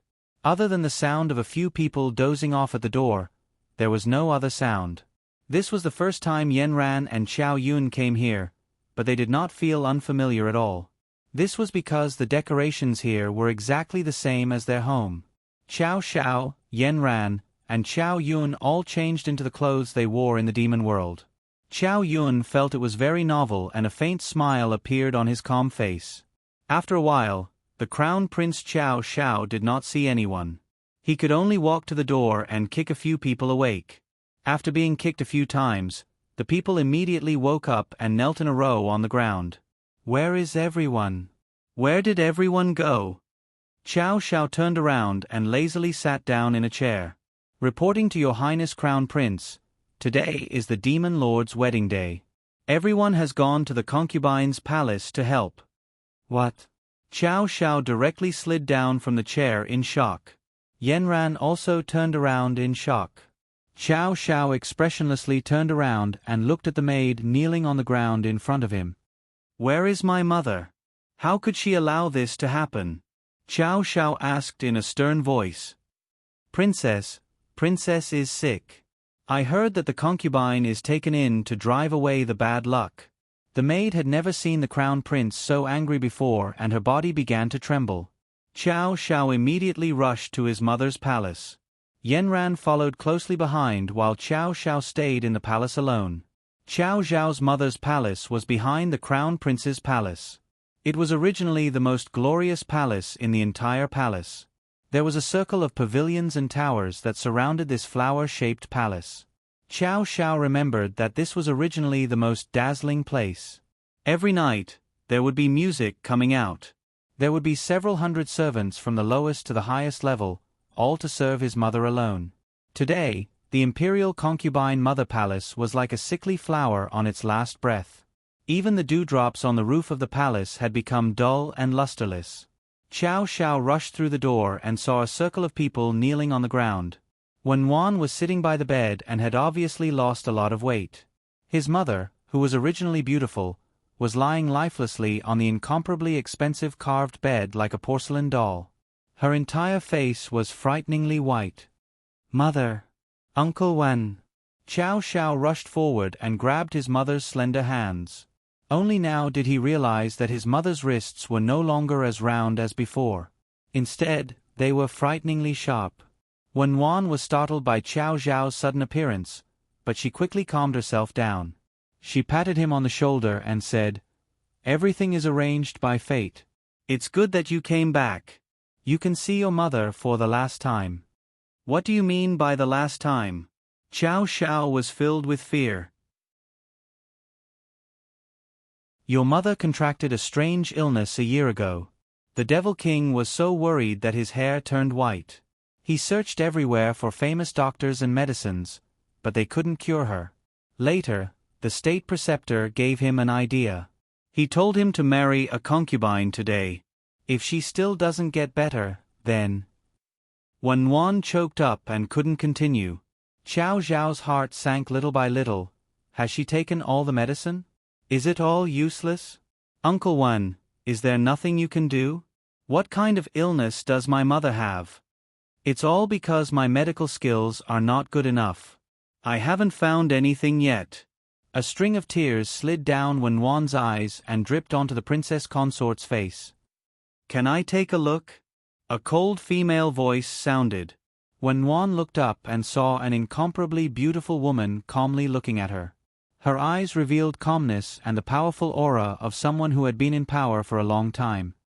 Uncle Wan, this is my crown princess, Yanran. She knows medical skills. Let her take a look. Under Yanran's gaze, Wen Wan couldn't help but believe her. He stood up and gave up his position. Yanran stepped forward and released her spiritual power. She wrapped the beautiful face on the bed, which was 70% similar to Chow Xiao's, from top to bottom. Wen Wan's eyes showed surprise and admiration for the strong. At the same time, there was a trace of surprise. He clenched his fists and looked at all of this with some excitement. Yanran closed her eyes and released her spiritual sense. It wandered up and down the princess consort's body. As it wandered through every meridian, Yanran found something abnormal. Black, mottled silk was wrapped around the meridian. Yanran's heart sank. She continued to explore deeper. She saw that not only were there silk threads in the meridian, but also in several key parts of the body, such as the brain and the heart. They were tangled together like messy threads. She couldn't understand them at all. No wonder Wen Wan said that the princess was terminally ill. The vine-like silk threads had taken over everything in the body. All of the body's functions had basically stopped. The silk threads were still extending inside the body. There was still one last step. The lungs were now surrounded by silk threads. The silk threads were extending inside the body. If it extended to the entire lungs and respiratory tract, the only air that the princess relied on for survival would not be able to enter. Then, the princess consort's final death. Yanran withdrew her hand. There was a thin layer of sweat on her forehead. The princess consort's body is entangled by silk threads that grow on their own. I guess this is caused by a kind of poison. How can there be poison? Chow Xiao was anxious. The princess consort's clothing, food, housing, and transportation have all been strictly checked. How can there be poison in her body? How did you all serve her? Chow Xiao stepped forward and kicked the few servants who were closest to him. Wen Wan stopped Chow Xiao's actions and waved her hand. All of you can leave first. After everyone left, she said to Chow Xiao, don't worry. Listen to the princess consort's detailed explanation. This kind of poison grows slowly. I don't think it grew overnight. I just checked the growth speed. According to my estimation, it may have been nearly 5 years. 5 years. Wen Wan carefully recalled. Nothing special happened 5 years ago. I still remember that 5 years ago, the Devil King took the princess consort out to play. He even deliberately left me in the palace and didn't let me accompany them. Could it be that she got it outside? Well, Uncle Wen, don't ask how she got it. Let's talk about it later. Yanran, is there a way to cure it now? I haven't cured it. I can only try. I have to prepare something. No one can disturb me. This should be a long-term process. I can only pull the silk out of her body bit by bit. Wenwan stood up and bowed to Yenran. Princess consort, you let me see hope. I am completely helpless. No matter what, please give it a try. Just try your best. If you really can't, then it can only be the princess's fate. As he spoke, his eyes turned red again.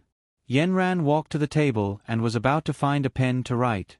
However, she found that there were only writing brushes here. She said to Xiao Xiao, Xiao, remember to bring some brushes next time. Xiao Xiao nodded repeatedly. Yenran used the writing brush to write 3 full pages and handed it to Wenwan. Just prepare according to what is written here. Wenwan looked at it. There were some tools, such as bamboo tubes, daggers, silk threads, alcohol, boiling water, porcelain bottles, towels, chopsticks, and so on. He felt strange, but he didn't say anything. He just quickly ordered his subordinates to prepare. In a while, I will cut a hole in the princess's body. Then, I will find a way to pull out her silk. The first step will be to take her heart. Because the heart is the most important organ of life. If I don't take it out, it will stop beating. In a while, can I be inside? Wenwan asked. Firen looked at him strangely and said, In a while, I will take off all her outer clothes. It may not be convenient for you to be inside. Wenwan's face suddenly turned red. I am just a doctor. I just want to help. Xiao Xiao suddenly coughed twice. Yenran, Uncle Wan and my mother are like siblings. My mother was seriously injured before, and he was the one who treated her. I don't think my father will mind. Yenran looked at Xiao Xiao strangely again. Well then, I will cover her key parts. Soon, everything was ready. Yenran and Wenwan entered the room. Xiao Xiao originally wanted to follow in, but he was kicked out by Yenran. Go and see what your son is doing. Leave this to me. Xiao Xiao remembered that he left his son in the Crown Prince's palace in a hurry. However, Uncle Wu came with them, so it shouldn't be a big problem. Now, he suddenly remembered that his Devil King was still in the middle of his wedding. This made Xiao Xiao's heart burst with anger. F***CK, my mother is terminally ill. How can my father still have the mood to take in a concubine? His imperial father and imperial mother were an immortal couple, but now that such a big change had happened and the two of them were going to have an affair, wasn't that stabbing a knife into his imperial mother's heart? If Yenran cured my mother, and another woman appeared all day long, then it's better not to cure her. Xiao Xiao resolutely prepared to ruin the wedding, and his son, Xiao Yun, was completely thrown to the back of his mind. At this time, Xiao Yun, who was left behind, was sitting on the high throne in the Crown Prince's palace. His face was expressionless, and the aura around his body was cold. This time, when I returned to the demon world, my father and mother disappeared. Did they believe in me too much? How can they adapt well in an unfamiliar environment? As for the servants in the Crown Prince's palace, they looked at the young Crown Prince, who was as fair as jade and had a powerful aura, sitting upright and still on his high throne. He didn't look anything like his father, the Crown Prince. Originally, the Crown Prince was a dandy. The tall Crown Prince's chair was like his soft couch. Even the hardwood couldn't support his lazy waist. In front of the Crown Prince's chair, there must be a stool with one leg propped up. Right now, this young Crown Prince's back was ramrod straight. Even the demonic Crown Prince's robe that he had just changed into was pulled straight and smooth by him, not a single hair out of place. Coupled with his cold and unsmiling face, even if he had a soul-sucking, yet stunningly beautiful face that had yet to mature, the servants didn't dare to look directly at him. The young Prince Xiao Yun looked at the people kneeling on the ground for a while. Then, he said slowly and coldly, I am your young Prince Xiao Yun. Tell me your names one by one. Tell me everything about the demon world. I want to know first, the main social structure of the demon world. Second, the relationship between the main members of the demon world. Third, the customs of the demon world.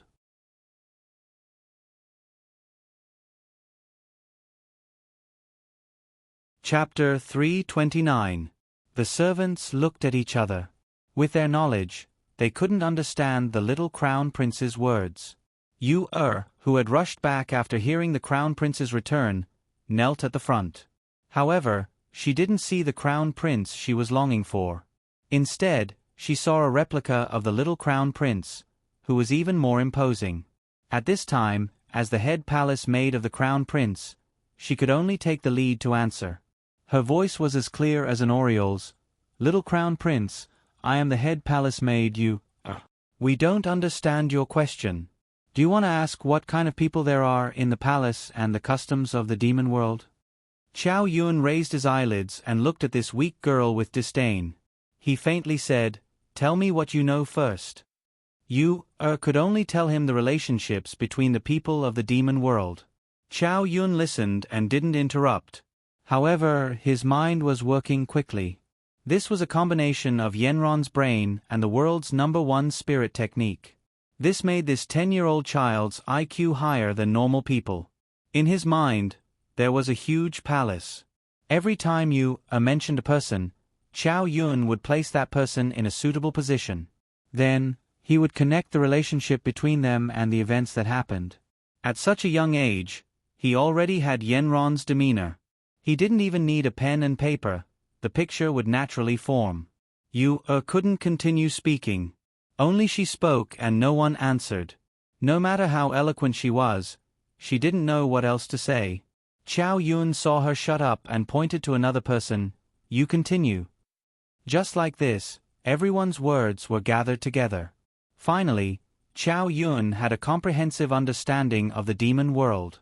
His grandmother was sick, and now his grandfather wanted to marry a concubine to drive away the bad luck. Chow Yun didn't know much about this chastised luck. He asked Kong Ming and Kong Xiaoming in the bracelet. Kong Xiaoming shook his head and explained to him, "Chastised luck refers to when someone in the family is seriously ill. The act of marriage is used to exorcise evil spirits, hoping that the patient will be saved." Superstition. Chow Yun ridiculed in his heart.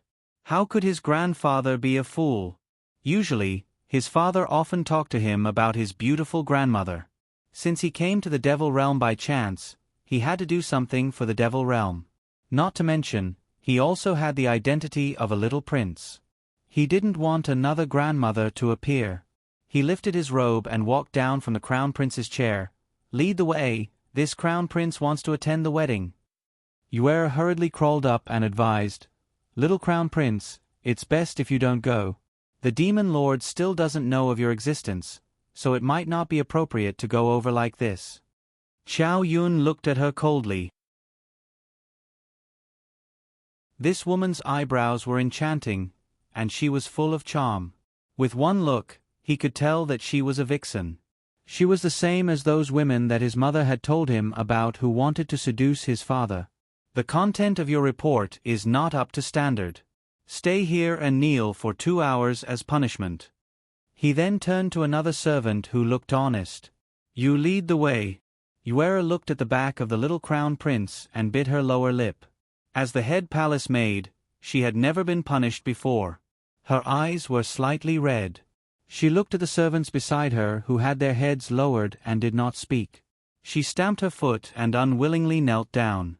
Chow Xiao flew out in the darkness by himself. After passing by the beautifully designed pavilions, he arrived at the incomparably noisy main hall. The Devil Realm's wedding procedures were very complicated.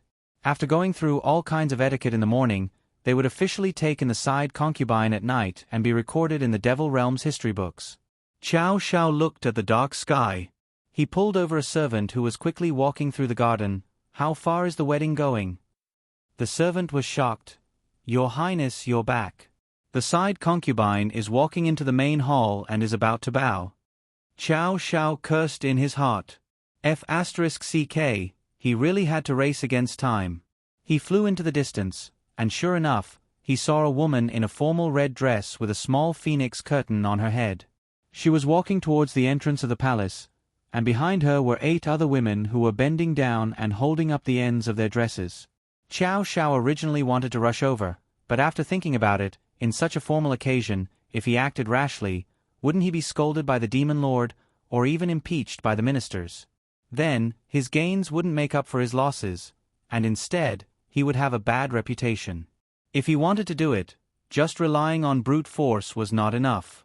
It had to be said that Qiao Zhao's smart brain was still very useful at critical moments. He looked at the woman who was about to enter the hall and flicked the devil qi in his hand. A strand of devil qi directly hit the woman's knee. The woman who was originally walking very well suddenly staggered, her legs went soft, and she sat on the ground with a plop. Then, Qiao Zhao silently chanted an array in his heart, and a golden hoop incantation enveloped the woman's body. Then, the woman on the ground began to roll on the ground, as if she was dodging something, but she was unable to stand up and walk into the hall. She was just one step away, but to her, it was 1,000 mountains and 10,000 rivers. The surrounding ministers and the demon lord in the hall were all dumbfounded by this sudden change. In such a formal occasion, the new concubine actually did not follow etiquette and began to roll on the ground. Immediately, 2 palace maids wanted to help her up, but before they could even get close, they were sent flying. When the demon lord saw this, he could clearly sense that someone had set up an array. With a wave of his hand, the array was immediately broken. At this moment, the bat that was pouncing towards the concubine finally disappeared without a trace. She sat on the ground and looked around in a daze. Only then did she realize that she was at the entrance of the hall, sitting on the ground. Everyone was looking at her with disdain. The new concubine was so embarrassed that she wanted to crawl into a hole to hide her face.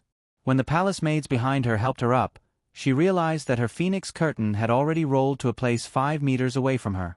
Someone had already helped her pick up the phoenix curtain. She wanted to put it on her head and continue walking forward, but at this moment, an old minister stood out. Demon Lord, the new concubine did not follow etiquette in front of the hall. She did not follow the rules, and there seems to be an ominous sign. At this moment, another voice sounded. Demon Lord, it was obvious that someone caused the concubine to lose her etiquette in front of the hall. I suggest that we finish the ceremony first, so as to not take advantage of the bad people. The concubine's health is important. If we miss the auspicious time, the concubine's life will be in danger. The demon lord had originally wanted to drive away the bad luck. Now that he heard this voice say that the concubine's life was in danger, he did not care about anything else. Continue. Qiao Zhao saw that his plan had not succeeded, so he expanded the array. The officials lined up neatly to the side instantly felt that they had been trapped in a white fog. Not only were they unable to move, there was nothing in front of them other than the white fog. The old officials were shocked. Some of them directly released Mo Qi to try and save themselves, but other than dissipating into the white fog, there was no effect. A wave of panic swept over him. The demon lord saw his officials outside the hall begin to dance with joy. This time, the array was rather large. The demon lord waved it a few times, but he still could not break it. Then, he saw the old officials run out, randomly shouting something. Only the concubine was left sitting in front of the hall. The demon lord was dazed by this sudden turn of events. He angrily roared, "Who's playing tricks?" The soldiers on the side immediately walked out of the hall to join the soldiers outside in pursuit of the old officials. At this moment, the concubine saw that the path ahead of her was clear. She lifted her skirt and prepared to charge into the hall. Qiao Zhao saw this and continued to block her. With a slight movement of his body, a fiery array soared into the sky. The concubine, who had just finished tidying herself, was instantly enveloped in it. Soon after, the concubine's screams could be heard from the fire. It was a barrel-shaped pillar of fire that formed a circle around the concubine. The concubine was relatively safe inside. Not a single spark had splashed onto her body, but she was still unable to walk out of the circle. "Nonsense!" the demon lord roared. "Search!" A white-haired man walked out from the side of the demon lord's seat. His eyes rapidly turned and his ears twitched. He quickly rushed to the bushes outside the door. Qiao Zhao saw that he could not hide anymore. The man was coming in his direction. He simply walked out openly. At the same time, he sent a stream of demonic qi at the white-haired man, keeping him 3 meters away from him. When the people present saw the man who walked out of the bushes, it was as if the entire moonlight was draped over him. Thousands of stars could not compare to this person's elegance. It turned out that the crown prince had returned. They immediately knelt down to pay their respects. Xiao, do not be rude. This is the imperial advisor, Chao Ji. So it was his son who was playing tricks. The demon lord was helpless. Chao Xiao slightly cupped his hands. So it's imperial advisor Chao. With that, he turned to the demon lord. Father, why are you taking in a new lover when my mother is dying on the sickbed? When the demon lord saw that his beloved child had finally returned from the human world, he was originally very happy. However, when he was asked, his face became distressed. Xiao, I don't want to either. This is the only way. I don't agree. Chao Xiao continued, Father, if you take in another concubine, even if my mother's illness is cured, aren't you letting her fall into eternal damnation again? Moreover, the saying of the chaser of good luck has long been proven to be a superstition in the human world. You actually believe in this superstition. If my mother wakes up, she won't let you enter the room. The demon lord coughed twice awkwardly and saw that everyone below was holding back their laughter. Xiao, your mother is sick. The one who is most sad is me. I really have no choice but to listen to the imperial advisor's advice. Chao Xiao hurriedly added, Father, the crown princess is already treating my mother. Can your wedding be put aside? Your crown princess can treat illnesses?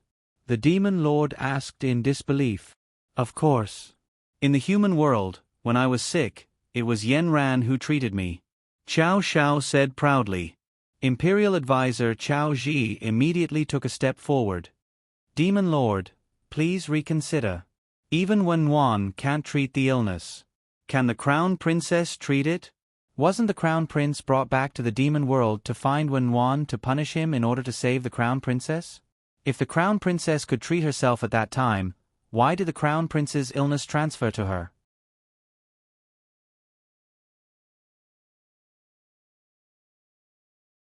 Chapter 330. When Chao Xiao heard this, he was unhappy. The crown princess is not sick, she has been cursed by the demon realm. Are you deliberately not letting my mother recover? Chao Xiao was not polite with his words, making the state preceptor Chao Ji speechless. Father, whether she can be cured or not will wait. If she can't be cured, you can just marry again. The state preceptor hurriedly took a step forward. Demon Lord, today is the auspicious time that I calculated. If we miss the auspicious time and cannot consummate the marriage, then the princess consort will really be in danger.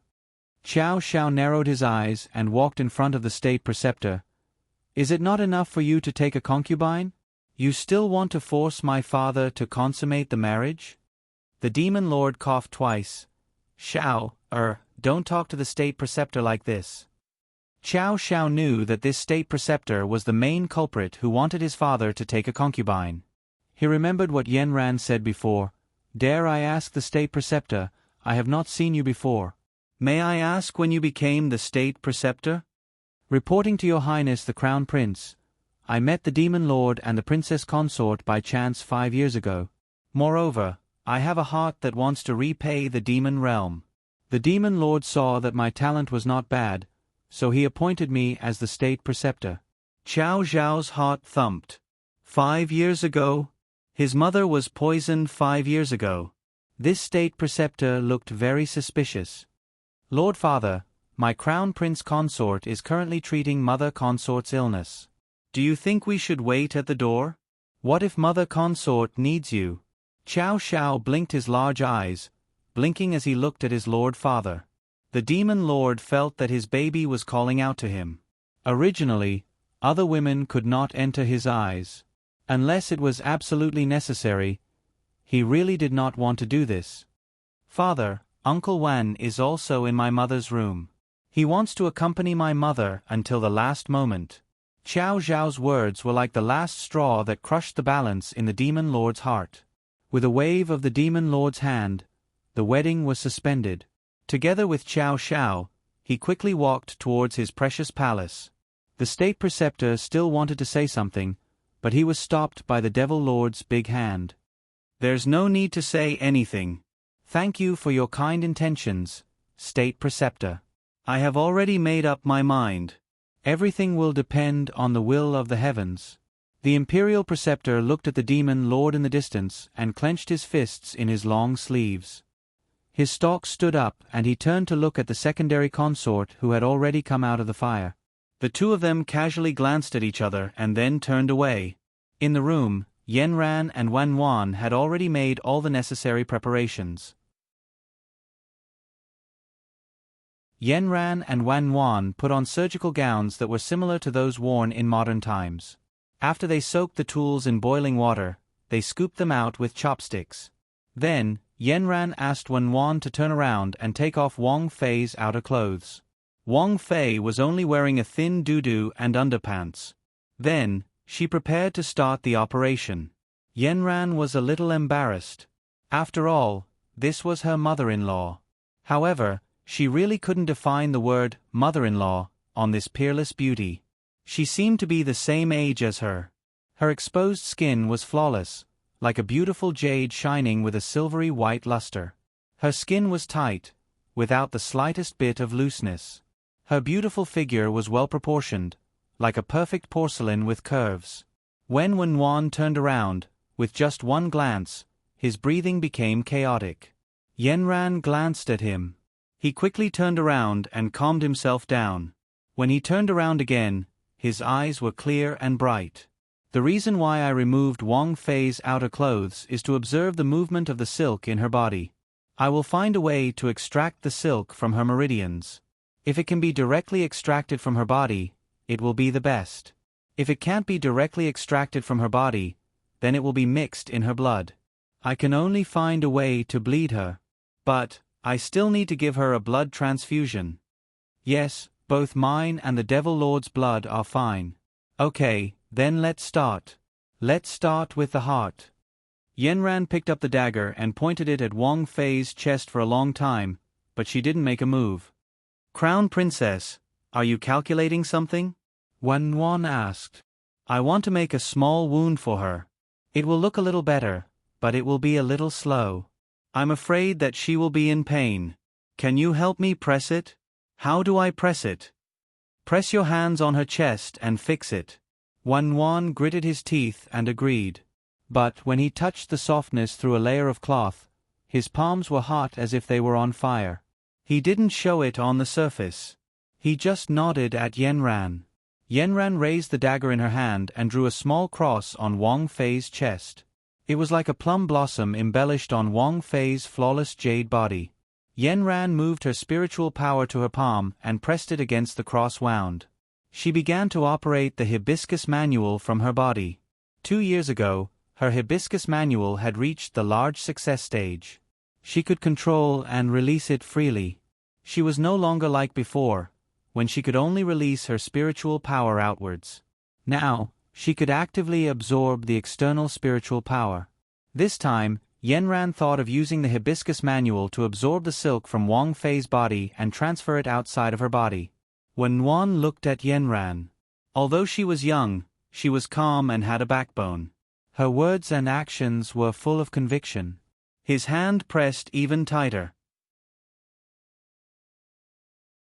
Yanran closed her eyes and used her spiritual power to operate the hibiscus manual in Wang Fei's body.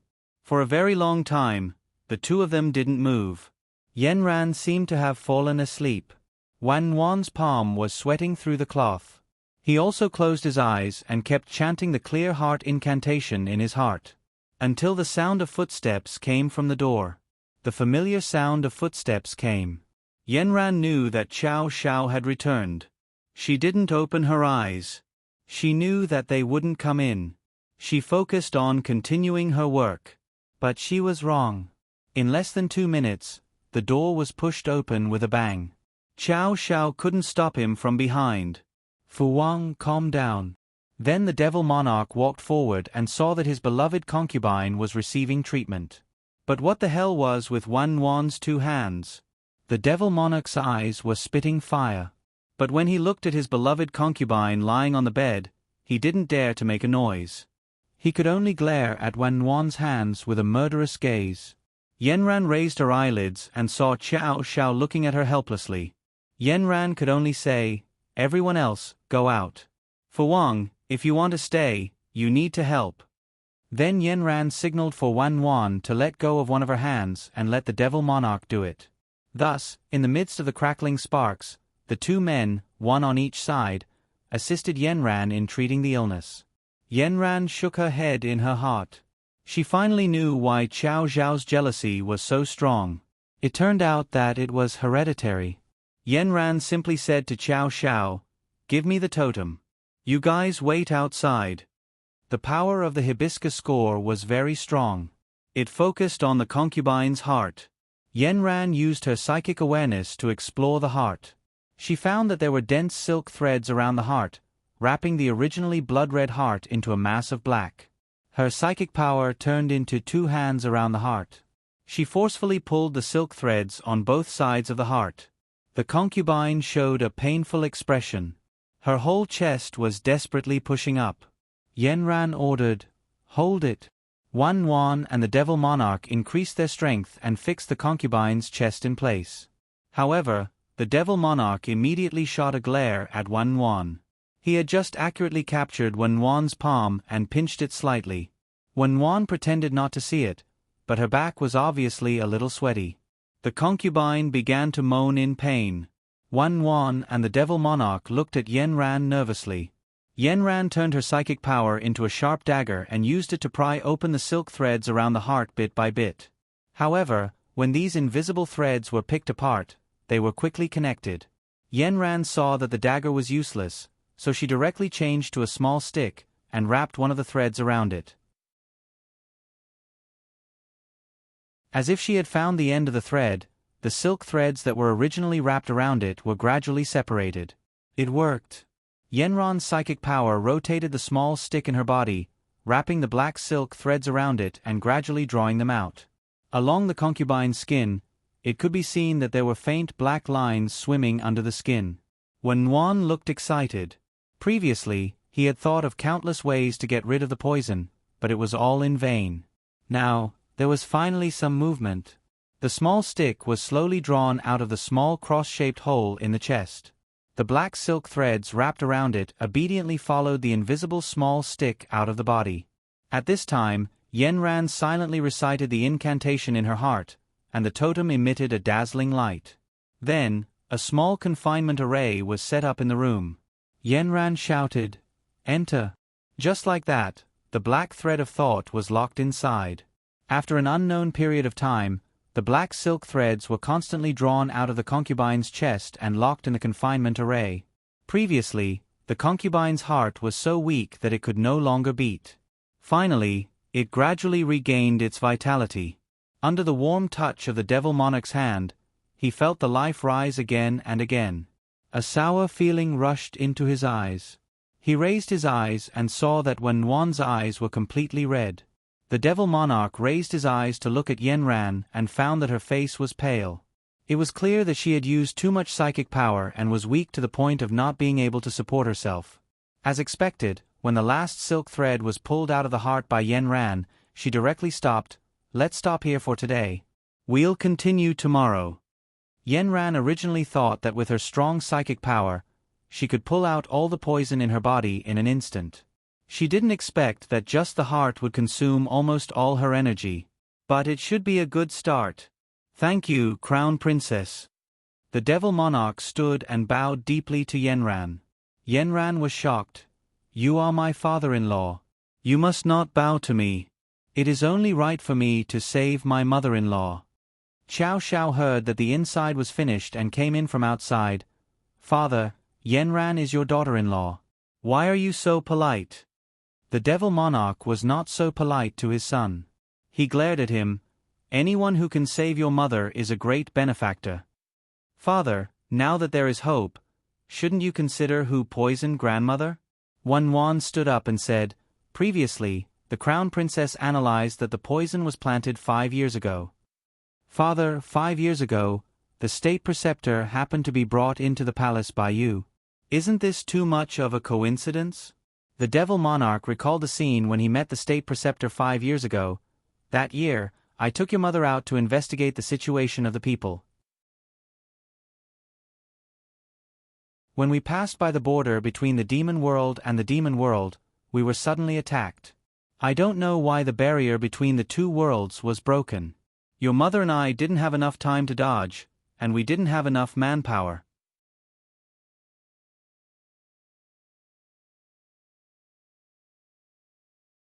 Chapter 331. At that time, I was very anxious. I looked for your mother everywhere like a madman. But I couldn't find her. At that time, I wanted to die. I was afraid that your mother would suffer a little accident. I looked for her for a whole day and night.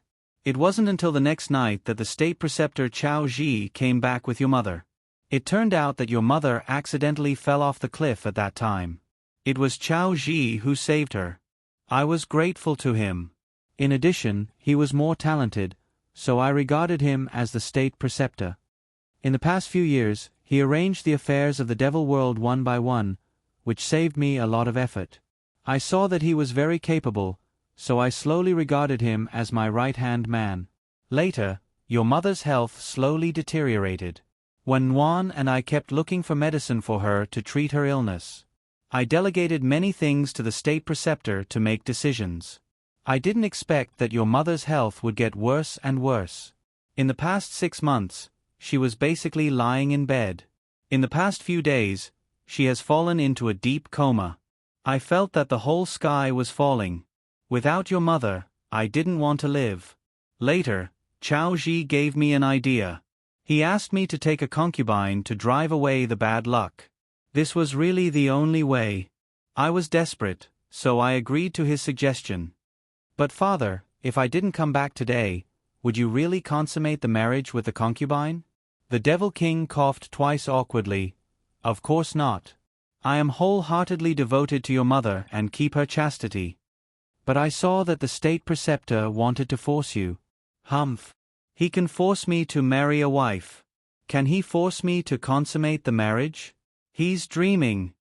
The Devil King looked at his baby with disgust and then looked at him affectionately. Father, at least you didn't betray my mother. Otherwise, I will not forgive you. The Devil King glanced at him. Just after the Devil King and Xiao Xiao left the hall, the whole wedding venue was cancelled. Those who should leave had left, and those who should stay did not stay. The whole hall was empty. Qiao Yun looked at the broken scene and felt some arrays left by totems. Kong Ming and Kong Xiaoming in the bracelet said, "Xiao Xiao must have been here just now. You're late." Qiao Yun said to the servants behind him, "You guys go back first, I will walk around here by myself." Then, he walked into the hall and looked around. He felt that everything in the devil realm was rather novel. He walked straight to the demon lord's seat and sat on it. He realized that the seat was large and spacious, but it was a little hard. It was perfect for lying down and sleeping. Just as he was about to stand up and leave the seat, he suddenly noticed a strand of black hair peeking out from under the seat. Qiao Yun narrowed his eyes and pretended to leave. The moment he lifted his leg, he took a step back, bent down, and pulled hard with his hand. Then, a handful of black hair was pulled out by him, and a pretty little girl about his age fell onto him. Qiao Yun was caught off guard and was pressed down on the demon lord's seat by the little girl. The little girl did not raise her head and rubbed her furry little head against Qiao Yun's chest. She shouted, "Who told you to pull my hair? Who told you to pull my hair?" Qiao Yun could not stand it anymore. He released his spiritual power and bounced the little girl more than 10 feet away.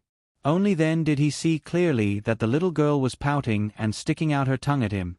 Qiao Yun hurriedly straightened his clothes, sat upright on the chair, and scolded with a childish voice, "Who are you? Why are you hiding here?" He did not expect that the little girl was not afraid of him at all. Instead, she used her hands and feet to climb up his body. Qiao Yun wanted to shake her off, but the little girl hugged his waist and looked up at his handsome face. "Little brother, I like you." A flock of crows flew over Qiao Yun's head. 2 drops of cold sweat fell from his forehead. "Hurry up and let go, or I will spank your butt."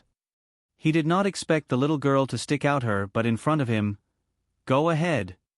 Chow Yun had no choice but to pull her off and put her to the side. "Speak properly, or I will tie you up." The little girl pouted and said, "I saw you when you entered the hall. You look so good. Did you come from the sky?" "Who are you?" "I am the princess here, man." "Everyone knows me. Don't you know me? Where did you come from? Why haven't I seen you before?" The little girl blinked her big bright eyes and asked curiously, "Do you know everyone here?" Chow Yun's face was always expressionless and serious when he spoke. "Of course, I grew up here, so I know everyone." "I say, you are about the same age as me, so why are you so serious, like a little old man?" After saying that, our man was about to pinch Chow Yun's face. Chow Yun tilted his head and warned her with his finger, "Don't move." "Was there a wedding just now? Why is there no one here now?" "You still haven't answered my question. Who are you?" "If you don't tell me, I won't tell you." Chow Yun looked at the strange little girl and could only say, "My name is Chow Yun." Unexpectedly, our man immediately shouted, "You are the little crown prince, then you are my big brother crown prince." After saying that, she buried her head in Chow Yun's arms and hugged his waist with both hands. Chow Yun struggled to pry her hands away. The little girl in the human world had never seen him dare to hug her. He glared, and the surrounding 3 feet froze. He did not expect the little girl to be afraid of anything. It was as if the aura around him had become a small sun. However, the two of them finally understood each other's identity. Our man was his aunt's granddaughter, so they were indeed relatives. Chow Yun could not be fierce to the little girl, but he did not have the mood to stay here. He said to Aman, "I will return to the crown prince's palace first." But Aman didn't let him go at all. Finally, there was someone who could play with her. "It's your first time in the Devil Realm, right? We have a lot of fun places here. Let me take you to play, okay?" Chow Yun originally wanted to go find his parents and see how his grandmother was doing. However, Aman seemed to be pestering him, desperately wanting to take him to see the most beautiful scenery in the palace. That is the most beautiful place in the demon world.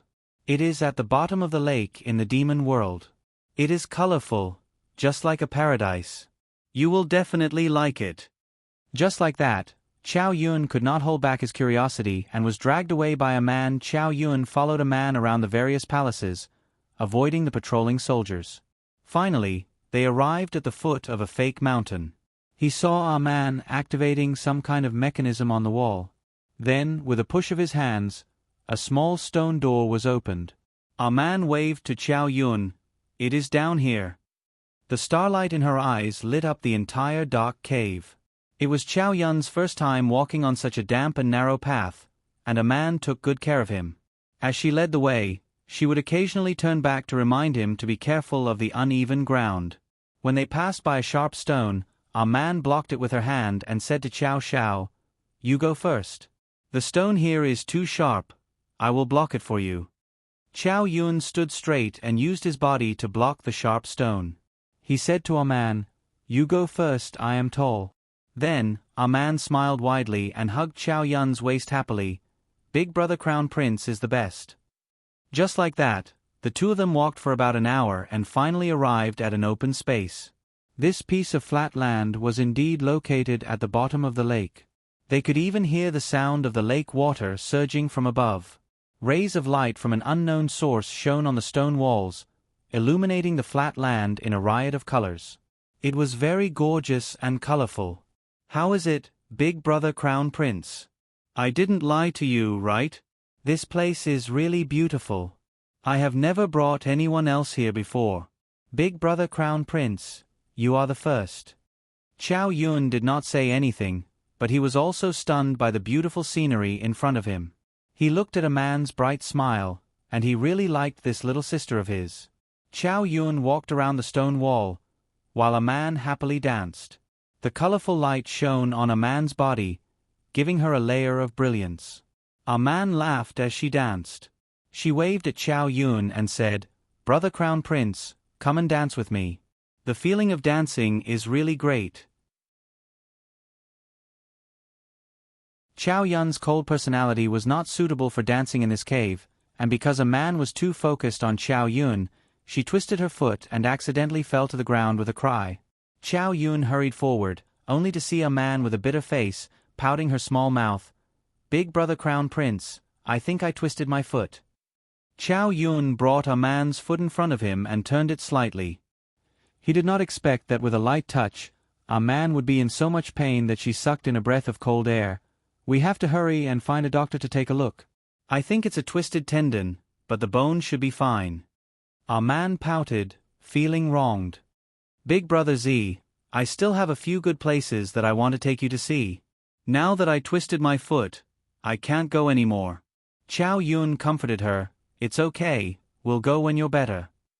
A man had no choice but to slowly walk to the entrance of the cave with Chow Yun's help. A man's foot was injured, so the two of them walked very slowly. Because of the pain, a man was not in the mood to talk, and could only walk slowly with Chow Yun in the cave. When they came, the two of them walked for more than an hour, but when they returned, they found that something was wrong. The two of them seemed to have entered a formation, and the exit was right in front of them. It looked very close, but for some reason, they could not get close. Chow Yun took out the totem and silently recited the incantation, but the totem gave him the response that there was no formation here. At this time, Kong Ming and Kong Xiaoming in the bracelet said, "The bottom of this lake is very big, you might have gone the wrong way." This was troublesome. The two of them were lost at the bottom of the lake.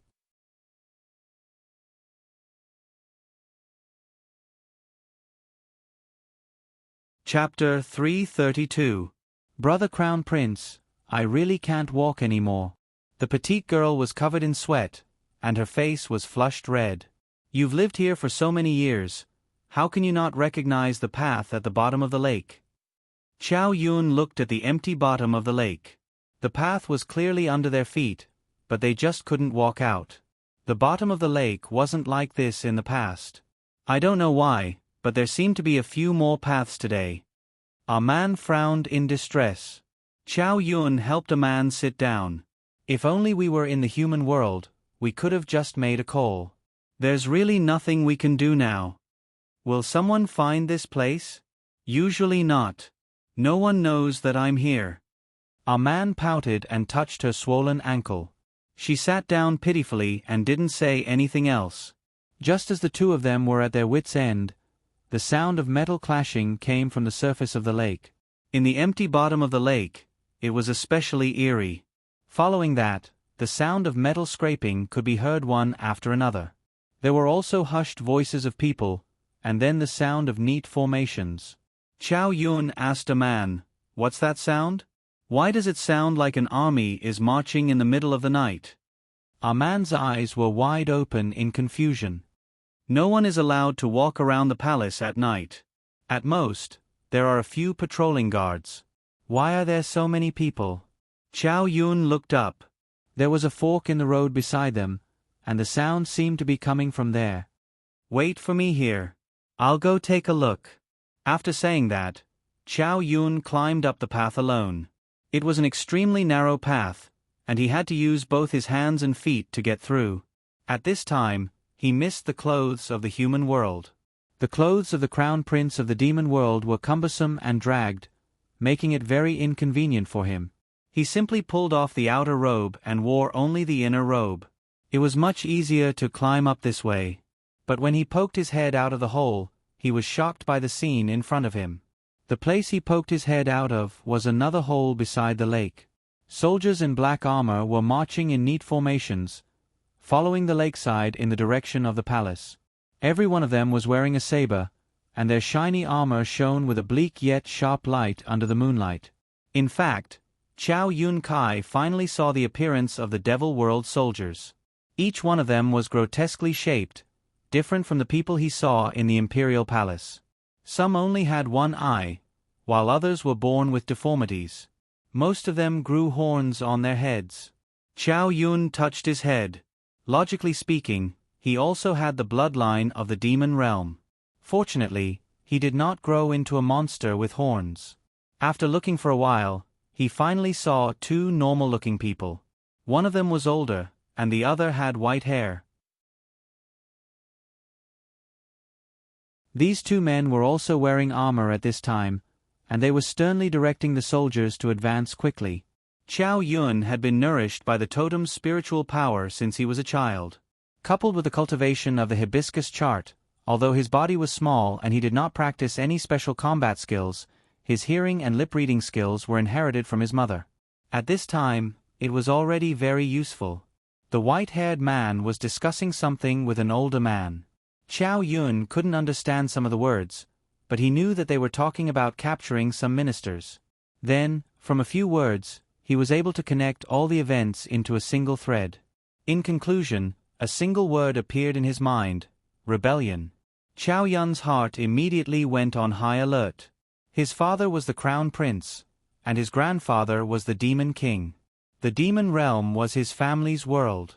Could it be that someone wanted to steal his world? Qiao Yun watched this group of people gradually walk away, and his heart was in a perilous situation. His grandfather was going to be the concubine's concubine tonight, his grandmother was bedridden, and he and his parents had just returned to the demon realm. This was a good time. He tiptoed back the way he came, thinking about this problem all the way.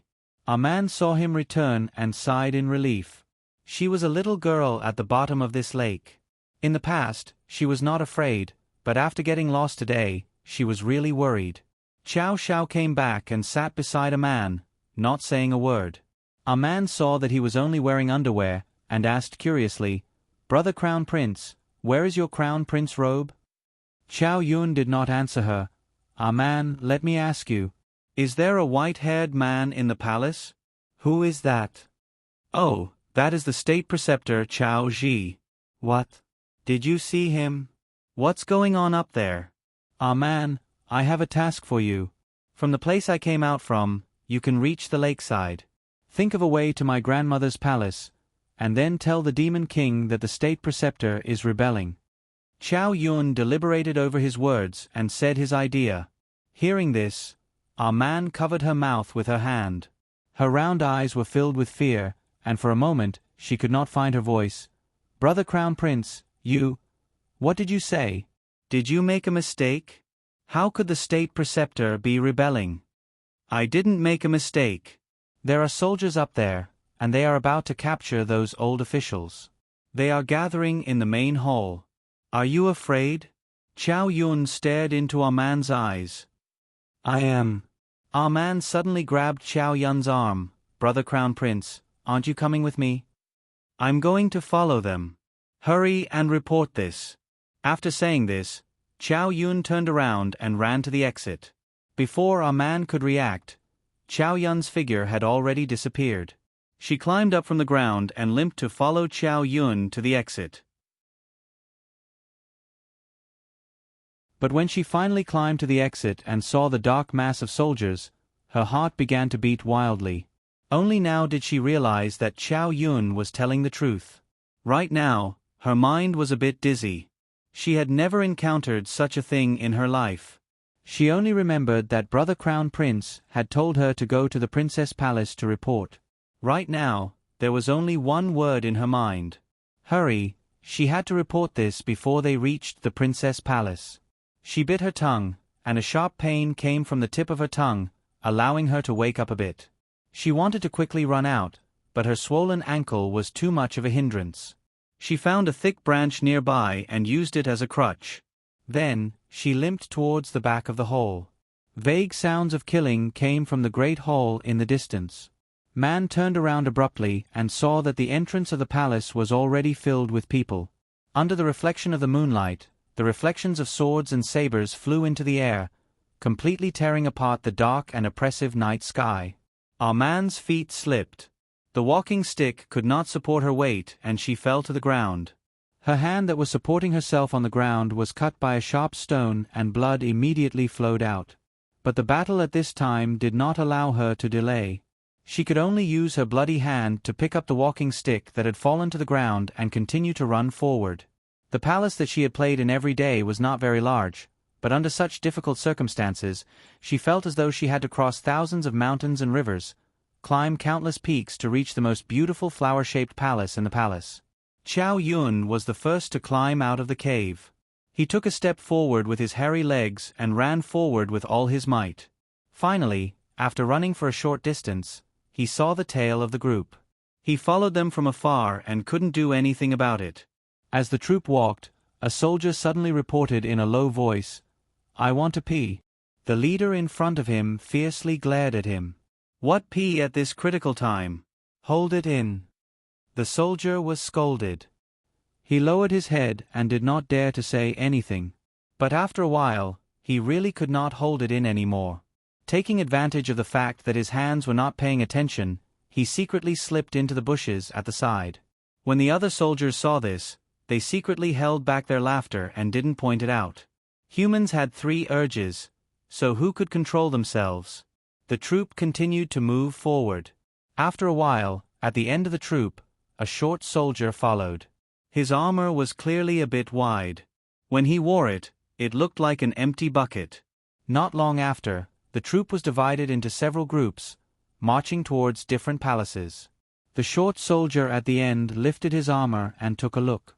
He estimated the most likely place to hold the minister. Then, without anyone noticing, he quickly walked into one of the groups. Imperial Preceptor Chao Ji led a group of people straight to a palace. His white hair was especially conspicuous in the dark night. The short soldier followed this group. At this time, the gate of the palace was tightly shut. There were a few circles of soldiers standing at the gate, surrounding the entire palace like an iron bucket. Above the palace, demonic chi was entangled, as if a cover was suppressing it. "Open the door." The Imperial Preceptor walked forward. After the guard saluted, he opened the gate.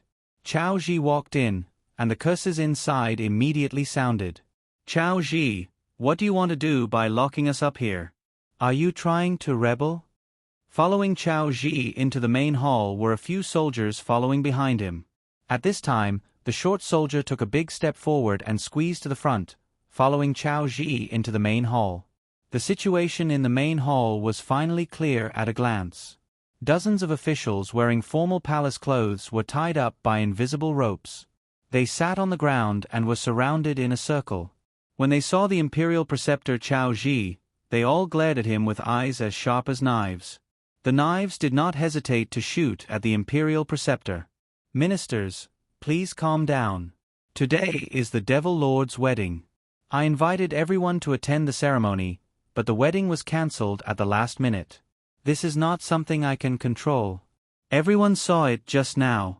It was the Crown Prince who persuaded the Devil Lord to leave." "Then why are you still trapping us here?" an old minister asked sharply. "That's because Imperial Uncle is coming tonight. He wants to see everyone." Just as he finished speaking, a sinister voice sounded. "Old ministers, long time no see. How are you?" An old minister's heart trembled. "Imperial Uncle, what do you want to do? Can't you see what I want to do? This world has been cleaned up by the Devil Lord to the point that there is not even a trace of demonic chi left. What do you think I want to do?" Another old minister asked with a trembling voice, "Do you really want to rebel?" "Humph, if you are obedient and are willing to assist me in the future, I will spare your lives. If you are not obedient, then you will end up like him." The Imperial Uncle pulled out a soldier's knife and chopped off the head of the old minister closest to him. The blood from the blade splattered on the faces of the other ministers.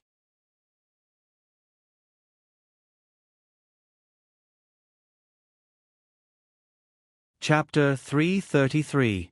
Ah! Screams of fear rang out. Everyone shrank back fiercely, as if the blood that flew over was the machete in the hands of the Imperial Uncle.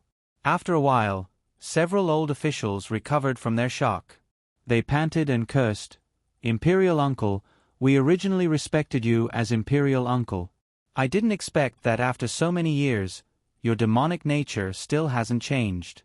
You actually dared to kill the officials of the Devil Realm. You won't be able to win the hearts of the people. We will never succumb to your tyranny." The short soldier wiped the few drops of blood that splashed on his face with his hand. His eyes were as deep as ink, bottomless.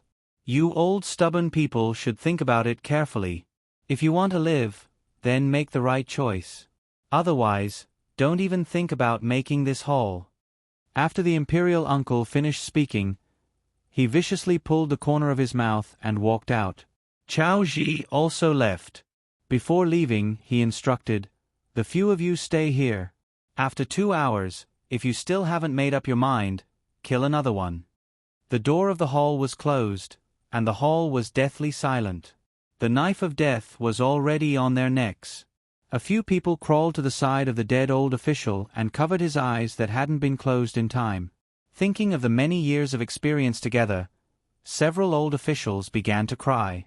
At this time, the door of the hall was pushed open again, and a young man came in. "Lords, what do you think? The imperial tutor asked me to talk to you." These old officials looked at the young man who came in, Chai Jin. This was the new favorite who usually went to court with them. The imperial tutor usually thought highly of him. When he went to court, he would always recommend and praise him. They didn't expect him to be in the same group as the imperial tutor. "Chai Jin, you usually seem to be quite concerned about the affairs of the court. Why are you helping the evildoer now?" An old official shouted. "What do you mean by helping the evildoer? Do you all want to die? We are all officials. It's the same who becomes the Devil King. Protecting our own lives is the first priority. As the saying goes, a wise man submits to circumstances. Don't tell me that the dead people on the ground didn't wake you up?" Chai Jin said slowly and unhurriedly. "Humph, I don't believe it. The Devil King is so powerful, he will come to save us." "Don't be stupid. Do you know why the princess is terminally ill? That was the poison that the state preceptor had poisoned her 5 years ago. After so many years, some of it has already reached the demon lord through the princess consort. How long do you think the demon lord can live? Could it be that you have been planning tonight's rebellion for a long time?" "Of course." Originally, the new secondary consort was prepared to deal a fatal blow to the demon lord during the consummation of the marriage, but who would have thought that the wedding would be interrupted at the last moment? But it's no big deal. Originally, using today's wedding as an excuse, all of you old officials were brought into the palace, so you can forget about leaving. The imperial preceptor has already thought of a way out. Even if the devil monarch is not killed, with so many people, he will not be able to crawl out. Chai Jin's words were like a clap of thunder that struck everyone's hearts. They knew that the princess consort had been poisoned, and that her illness was incurable, so tonight, they had come to drive off the bad luck. Was the demon lord the same?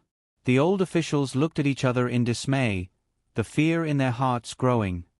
"So I've come to advise all of you not to have any more hope. Isn't it better to keep your lives?" A man put her life on the line as she limped forward in the darkness. This was her only belief, and it was what her brother, the crown prince, had told her. She had to reach the flower-shaped palace before them and tell the demon lord of the rebellion. Tonight, other than the distant sounds in the garden, everything else was shrouded in darkness.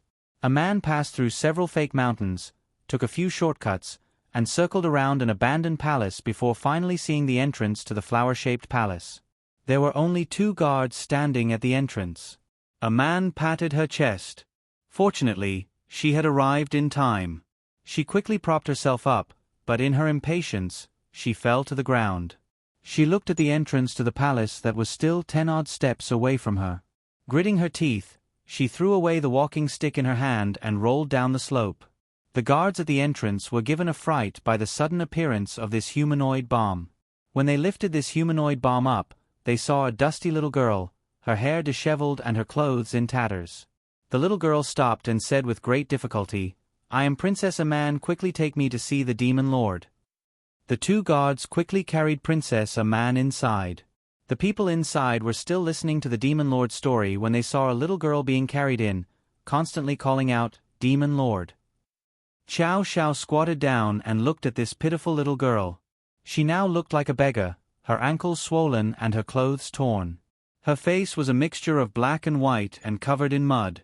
Her palms were a terrible sight to behold, the congealed blood clumps superimposed on the fresh blood, making it impossible to see the originally tender skin of her palms. "I say, little girl, Just how much did you suffer? How did you end up like this? A man said with great difficulty, Uncle Crown Prince, something big has happened. The imperial advisor has rebelled. With these words, she fainted. Before Qiao Shao could react, he saw a man faint in front of him. Rebel? He dares. The demon lord's voice boomed like thunder in the room. But at the same time, his body swayed and he fell to the ground. When Nuan rushed forward to examine him, she saw that his hands were trembling and his face was pale as he looked at Qiao Shao and Yanran. The demon lord has also been poisoned, the same poison as the princess. Yanran quickly used her spiritual sense to examine him. As expected, the poison in the demon lord's body had already begun to coil around his various organs. The attack of qi and blood on his heart was probably the reason why he suddenly fainted. Qiao Shao panicked and hurriedly asked Uncle Wen, "Why is my imperial father also poisoned so much?" "I originally warned him because the princess was poisoned. After the princess and the demon lord got along, the poison would naturally be passed to him. But when I wanted to examine the demon lord, he wouldn't let me. I didn't expect that after so many years, the poison in his body had become so serious." After Wen Nuan finished speaking, her face was pale. "Originally, I thought that with the demon lord's own demonic power, it wouldn't be so easy for him to be poisoned. I saw that he had always been very healthy and didn't show any signs of being poisoned. The princess had already had a reaction a few years ago. I didn't expect that the demon lord didn't survive and the poison would develop so quickly." At this time, Yanran added, "I guess that the two of them were too close, so the poison was passed. I just checked the demon lord's demonic power. It might have been suppressed before. Could it be that the state preceptor gave him some kind of drug?" Qiao Zhao's clever brain immediately understood. Previously, in the main hall, Qiao Zhi said that he wanted imperial father to consummate with the concubine tonight. Could it be that he was already confident? Qiao Shao and Yanran looked at each other. It seemed that everything was right. But what should they do now? Yanran walked to a man's side and released her spiritual power to surround his body. It was as if warm spring water was wrapping around a man. After a while, our man breathed a sigh of relief and opened his eyes. He was met with a pair of incomparably beautiful eyes, which had the same temperament as his crown prince brother. After a while, she finally reacted to her surroundings and said anxiously, "Where's the demon lord?" The state preceptor rebelled. Yanran signaled for her to calm down. She was born with a calming ability. "You're called a man, right? Don't be anxious. Tell me slowly, what's going on?" Our man looked into Yanran's eyes and slowly calmed down. She explained the cause and effect of the matter clearly. After she finished, Qiao Shao couldn't calm down. Could it be that Qiao Yun was taken away? "Don't worry. Our son is bold and careful. Nothing will happen to him. Right now, we need to think of a way to save the demon world." Yanran raised her hand and stopped Qiao Shao from rushing out. "But we just came back. We don't know anything. How can we save him?" Our man just said that the ministers should have been captured. It seems that they had already planned tonight's rebellion. "Ah Shao, do you have any other people you can borrow? I can ask my aunt for help. She has an army to command." "Okay. Quickly call the army over and give me the totem. I'll set up a formation here first. Normal people won't be able to enter. It seems that saving the princess consort will have to be put aside for now. I'll save the demon lord first." Fortunately, our man's advance warning gave Qiao Shao and Yanran time to prepare. Qiao Shao quickly disappeared into the darkness and flew out of the palace. Yanran set up a strong formation outside the flower-shaped palace. As long as someone came within 10 meters of the formation, they would be burned by the flames. After that, Yanran and Wen Wan worked together to lift the demon lord onto the bed and cut open the clothes on his chest. Yanran was not as careful as she was with the princess consort. She directly waved the dagger and a stream of blood flowed out. "Hold on tight. The demon lord's magic is strong. I won't be as gentle as I was with the princess consort. Don't let him move. After Yanran finished speaking, she saw Wan Wan's hand firmly pressed on the demon lord's chest. She no longer hesitated and raised the totem. A majestic suction force was as strong as a flash flood. The demon lord's body immediately straightened up. When Wan was almost bounced away, he suddenly dropped down and sank all the strength in his body into his palm. Finally, he was able to hold the demon lord's body down. When Wen Wan looked at Yanran again, the admiration in her eyes was even stronger. In the hall full of ministers, a foul smell came out. One of the ministers had just been scared to the point of peeing. The smell of blood and urine mixed together and floated above the hall.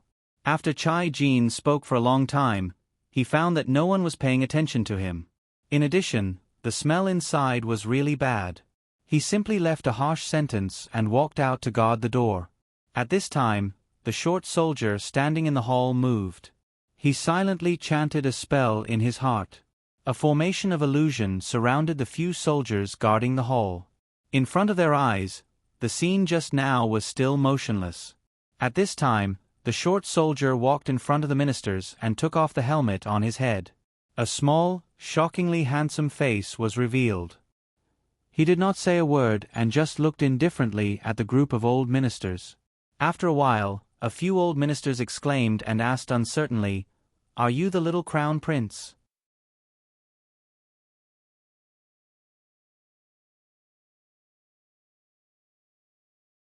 Chapter 334. I am the Crown Prince, Chow Yun. Chow Yun indifferently said, an imposing aura naturally spreading out from his body. With a wave of his hand, the ropes on everyone were untied, and the ministers hurriedly knelt down in greeting. Chow Yun did not refuse. He walked to the seat of honor and sat down. Tonight's events were sudden. Old ministers, thank you for not betraying the demon lord. You must believe that the poison in the demon lord and princess consort's bodies has already been cured by my mother. My father is already dealing with tonight's rebellion. Old ministers, do not be impatient and build up your confidence. The demon lord has sent me to accompany all of you and safely pass tonight. Chow Yun's words were like a stabilizing needle, steadying the hearts of all the old ministers. The demon lord had not abandoned them, and had even sent the crown prince to suffer the ordeal with them. This was no different from a cardiac stimulant, strengthening their hearts. Those who had been wavering between their lives and betrayal immediately mustered their courage. Even the crown prince was with them. If they had to sacrifice themselves, they would sacrifice themselves together. The crown prince's life was much more valuable than theirs.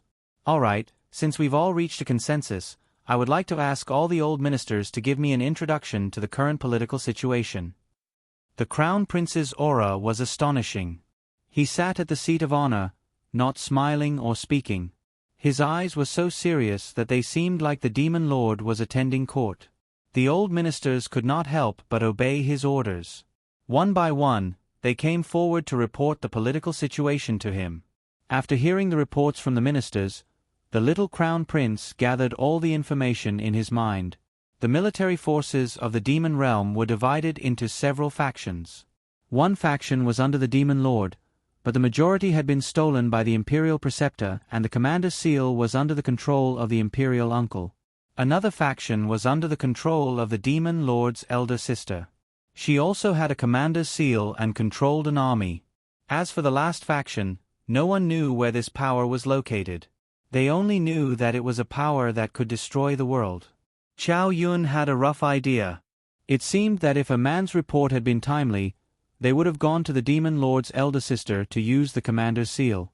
Old ministers, I need you to draw a topographic map of the demon palace. Although my royal father, the crown prince, will mobilize forces from outside to save us, we also need to save ourselves. Right now, there are 3 layers of guards at the entrance. It's not easy to leave from the main entrance.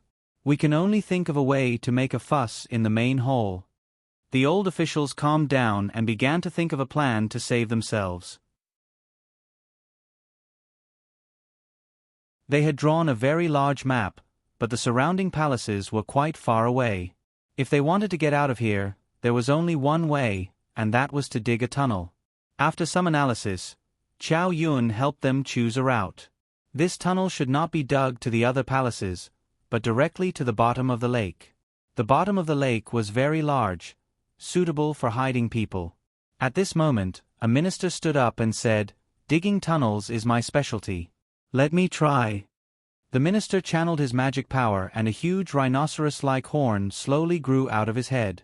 He then hid in a corner and used the horn to dig into the ground like a drill. The horn was so huge that it made a hole in the ground that was big enough for a person to crawl through. The other ministers also quickly moved. They thought of a way to move the dug soil out. The tunnel was dug very quickly. In a short while, the dug soil was piled up into a small mountain. Chow Yun also used the soil to make a camouflage. From the surface, the corner of the palace looked clean and there was nothing. Just as they were working in full swing, the minister guarding the door suddenly shouted, "Come back, someone is coming." Everyone immediately returned to their original positions and pretended to be tied up. They sat on the ground in a sorry state. It turned out to be Chai Jin. He came in to patrol around and said a few threatening words. Seeing that there was no response from the people, he left resentfully. After he left, everyone immediately began to work again. The tunnel gradually took shape, and more soil was transported out. The entire hall was almost piled up to the top. Everyone was quickly moving the soil, causing the old officials to be covered in dirt. They all took off their official robes, and only wore their undergarments to make it easier for them to work. Just as 2 hours were about to pass, the tunnel was finally dug out. The ministers were preparing to enter the tunnel, but at this time, Chow Yun stopped them and said, "We can't just leave like this. We have to find a way to buy some time." Chow Yun raised his head and looked at the soldiers standing in the hall like wooden pillars. He said to the ministers, "Who has a way to knock them out? Put on your clothes and tie them up here like before." Just now, everyone only cared about running for their lives. These old officials blushed with shame, their old faces turning red. They were not even as thoughtful as a child. 2 people stood up and said, "Let's knock them out, put them on our official robes, tie them up with ropes, and seal their voices. We should be able to buy some time." Then the 2 ministers stepped forward and knocked out all the soldiers who were still standing guard. They put on their clothes and tied them up with ropes. At this time, the entire hall was no different from before except for the lack of soldiers standing guard. "Let's go." At this time, the ministers no longer had any worries. One by one they filed in. Chow Yun walked at the back. He used the camouflage formation to restore the tunnel to its original state. However, his ability was still limited. He did not know how long he could last. He hoped that he could make it in time for his father to bring the soldiers. Everyone followed the winding tunnel to the bottom of the lake. At this time, the old ministers realized that the bottom of the lake was different from before. One of the old ministers gritted his teeth and said, "It seems that their rebellion was premeditated. Look, the bottom of the lake did not originally extend in all directions. Right now, I estimate that there must be a path that extends out of the palace, allowing these soldiers to openly enter the palace from outside." Chow Yun walked forward. After the old minister's introduction, he finally knew that this place had been modified. He had a flash of inspiration and said to the ministers, "Now, I ask the ministers to go and see which path leads out of the palace. We will set a trap on this path." One of the ministers asked curiously, "Your Highness the Crown Prince, since they have already come in, will they still leave from here?" Chow Yun was expressionless. He only said indifferently, "Everything is possible." Right now, the Crown Prince's words were an imperial edict. The group quickly busied themselves, setting up defensive structures at the bottom of the lake. The Devil Monarch's progress in extracting the poison was much faster than Wang Fei's. However, Yenron's spiritual power was also consumed more. She simply placed the totem on her Bai Hui acupoint and recited the incantation. She used the totem as an energy stone to continuously supply her with spiritual power. When Nuan felt the surging spiritual power at the side, her entire body became much lighter and her hands were more powerful. The two people's cooperation was perfect. Under the nourishment of the spiritual power, Yenran quickly replenished her own energy and began to fight against the poison in the Devil Monarch's body. Although the Devil Monarch's body had the same poison as Wang Fei's, it had not been directly implanted. The poison that had seeped into the Devil Monarch's organs was not so tightly sealed. After Yenran found a gap, the poison was like a flood in a hopeless situation. Strands of toxins were constantly being sucked out, and they were all trapped in the formation. A cloud of black, silk-like fog was fluttering in the air, baring its fangs and brandishing its claws like a demon, as if it was about to rush out. However, the totem was, after all, a sacred object of the devil world. There was no array that could not be broken or set up. The array that was set up was controlled by the spiritual power of the person who set it up. The duration of the array was also related to the spiritual power of the person who set it up. These threads that had already been pulled out of the body wanted to continue causing trouble. However, it was absolutely impossible for Yenran to continue. Wen Wan was delighted to find that the Devil Monarch's consciousness seemed to be gradually recovering. His eyes were moving slightly under his eyelids, his lips were moving slightly, and even his ears were trembling. "Crown Princess, it's working," Wen Wan said happily. Yenran raised her eyelids and did not speak. She continued to concentrate on her work. At this moment, the guard guarding the door came in a panic. "Devil Monarch, something bad has happened. A large number of people are coming here. They are like ants, thousands of miles away. They have already surrounded the palace."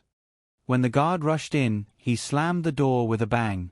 He fell inside the door and lay on the ground. But when he looked up, he found that the Devil Monarch was lying on the bed, and the Crown Princess and Wen Wan seemed to be treating him. He panicked. "Devil Monarch, something has happened outside. Please wake up." The Devil Monarch's hand moved slightly, but he still could not resist the poison in his body. His eyelids did not open. "What are you panicking for?" A stern shout came from Yenran's mouth. "You are a guard. At this time, you should be guarding outside." "But there are so many people outside. We definitely can't stop them," the guard shouted in despair. "Don't be afraid. You can guard outside. No one will rush in." Yenran's voice was firm and powerful. It immediately calmed the guard's nervous mood. He walked out of the palace door doubtfully. After a while, the neat formation of soldiers approached rhythmically under the command. It was as if there was a drum beating. The soldiers were getting faster and faster, closer and closer. The birds that were originally in the branches outside the palace were all startled and flew into the sky. They quickly flew away from this place. The soldiers surrounded the entire flower-shaped palace from 360 degrees. There were 3 layers inside and 3 layers outside. The densely packed soldiers of the Devil World could not see the end of it. All the soldiers were holding swords. As long as the order was given, thousands of arrows would shoot at the same time. The entire palace would be shot into a sieve. There were also countless soldiers holding torches in the innermost and outermost circle. They were used to illuminate the palace and were probably preparing to set it on fire.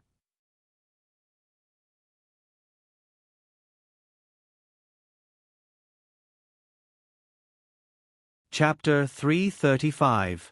When he looked up, he saw a sky full of arrows flying towards him. Despair appeared in his eyes. He immediately crouched down in fright and hugged his head, no longer daring to see how he would die. But after a long time, when he opened his eyes again, he saw the sky full of arrows. The rain had disappeared in the air. The people outside the palace were cursing incessantly.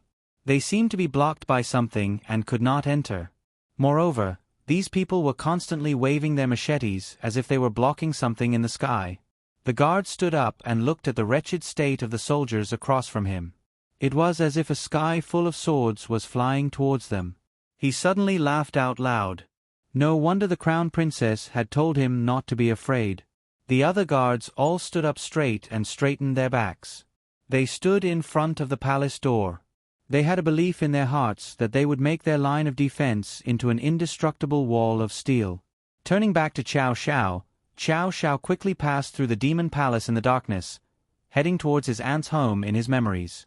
His aunt had doted on him since he was young, but because she had never married and kept many male companions at home, she had been repeatedly impeached and criticized by the ministers of the court. In the end, she had no choice but to withdraw from the court and live alone in a hot spring villa. But because the demon lord had a very good relationship with his sister, and although his sister had some bad habits, she was still the person closest to him, he had placed a commander's seal and 1/3 of the entire demon world's forces in his sister's hands. The hot spring villa was still rather far from the demon palace. Qiao Xiao cursed in his heart. What's the point of living so far away? It almost made him run until his legs broke. He just didn't know if he could make it in time. He raised his speed to the limit and rushed towards the hot spring villa. The night quickly receded behind him. Qiao Xiao was like a swift cheetah or a circling eagle in the sky, quickly passing by the edge of the busy city. The demon world's nights were basically brightly lit. The people were still madly releasing their desires in various places. Originally, this was the life he had lived in the demon world at night, extravagant and muddle-headed. He had not expected that it would pass by today. His heart no longer had any ripples. Looking at the happy smiles on the faces of these people, they probably didn't know that an earth-shattering event was happening in the entire demon realm. At this moment, the Devil Crown Prince truly felt the responsibility on his shoulders. He had finally changed from a playboy to someone who had the courage to take responsibility. This was the result of his experience in the human world. He met Yanran and had Qiao Yun. He felt his responsibility. It had to be said that he was responsible for Yanran, and Yanran was responsible for the entire human race. He was responsible for the entire world. Finally, he saw the quaint gate of the hot spring villa. He directly flew over it, but he didn't expect that the two swift and fierce magical beasts squatting at the gate immediately smelled a different smell. They growled and were about to pounce on him. Qiao Xiao recognized that they were his aunt's two magical beasts. They had the head of a lion and the body of a qilin. At this time, the mane on the huge male lion's head stood up like spikes in the darkness, turning the entire head into a huge hedgehog. Not to mention the fishy smell coming out of their bloody mouths, which almost made Qiao Xiao faint. He really didn't know how his aunt usually endured it. The sharp white teeth in the lion's mouth were like compasses made of metal, and they would definitely chisel a few bloody holes in one's body with just one bite. Qiao Xiao flipped back and stood on the top of the gate. His whole body released pressure. The two lions felt the difference in blood and immediately took a step back. They stared at Qiao Xiao with vigilant eyes. After seeing clearly, they finally recognized that it was His Highness the Crown Prince, who they hadn't seen for a long time. His body had the same blood as their master, and the smell on his body was once familiar to them. The two magical beasts directly knelt on the ground and closed their eyes. They no longer paid attention to this uninvited guest. Qiao Xiao took out 2 medicinal pills from her body and fed them to the two magical beasts. She patted their big heads and continued to fly inside. He flew to his aunt's bedroom, but found that there was no one inside. He grabbed the maid at the door and asked. Only then did he know that his aunt was playing with a few male pets in the hot spring. He had no choice but to sit in the bedroom and wait for someone to report. He quickly invited his aunt over. Not long after, his aunt, who was wearing a gauze dress, came in with a few male pets following behind her. The male pets didn't need to be mentioned. Just by that layer of gauze, those who could see and those who couldn't see could see. Xiao, you're back. How rare. I thought you were so happy in the mortal world that you forgot about home, hugging your crown princess and enjoying life. Qiao Xiao saw this and hurriedly said to his aunt, "Aunt, put on another layer of clothing. It hurts my eyes." Then he said to the male pets, "You can all leave." Who knew that his aunt didn't care at all. She just sat on the chair and took a sip of tea. "You said I haven't played to my heart's content yet. Can't you wait a little longer?" "Aunt, I don't have time to talk to you in detail. It's very urgent right now. Quickly give me your commander's seal." His aunt, Madame Qiao, was shocked. "What? You want the commander's seal? What happened?" "Imperial uncle has rebelled." Right now, the entire palace is surrounded. I came to find you to take the commander's seal to save lives. Xiao Xiao summarized the urgent situation in a few words. His aunt didn't hesitate and immediately stood up to take the commander's seal. But after a while, she ran out with a pale face. Oh no, my commander's seal is gone. Xiao Xiao was shocked. How could it be gone? Did someone steal it? I'm still waiting to save lives. Xiao Yu, who has entered my room during this time? Xiao Yu, quickly kneel down. Madam, no one special entered your room. It's just that tonight, after you went to the hot spring, your newly recruited male pet seemed to have appeared at the door, but I didn't see him go in. The newly recruited male pet? I called him to serve me tonight, but he pretended to be sick. I didn't expect him to appear at the door of my room. This person is very suspicious. That's enough, Aunt. You don't have to solve the case here. Quickly think of a way to get it back. Xiao Xiao was very anxious. This was a matter of life and death. Don't worry. The commander's seal needs my blood to activate. Even if he took it, it would be useless. Since Imperial Uncle has rebelled tonight, then he stole my commander's seal to limit my military strength. Humph, they think a commander's seal can limit me? Humph, your aunt is not that easy to deal with. Let's go, I'll directly accompany you to the barracks. His aunt directly pursed her lips and let out a long whistle.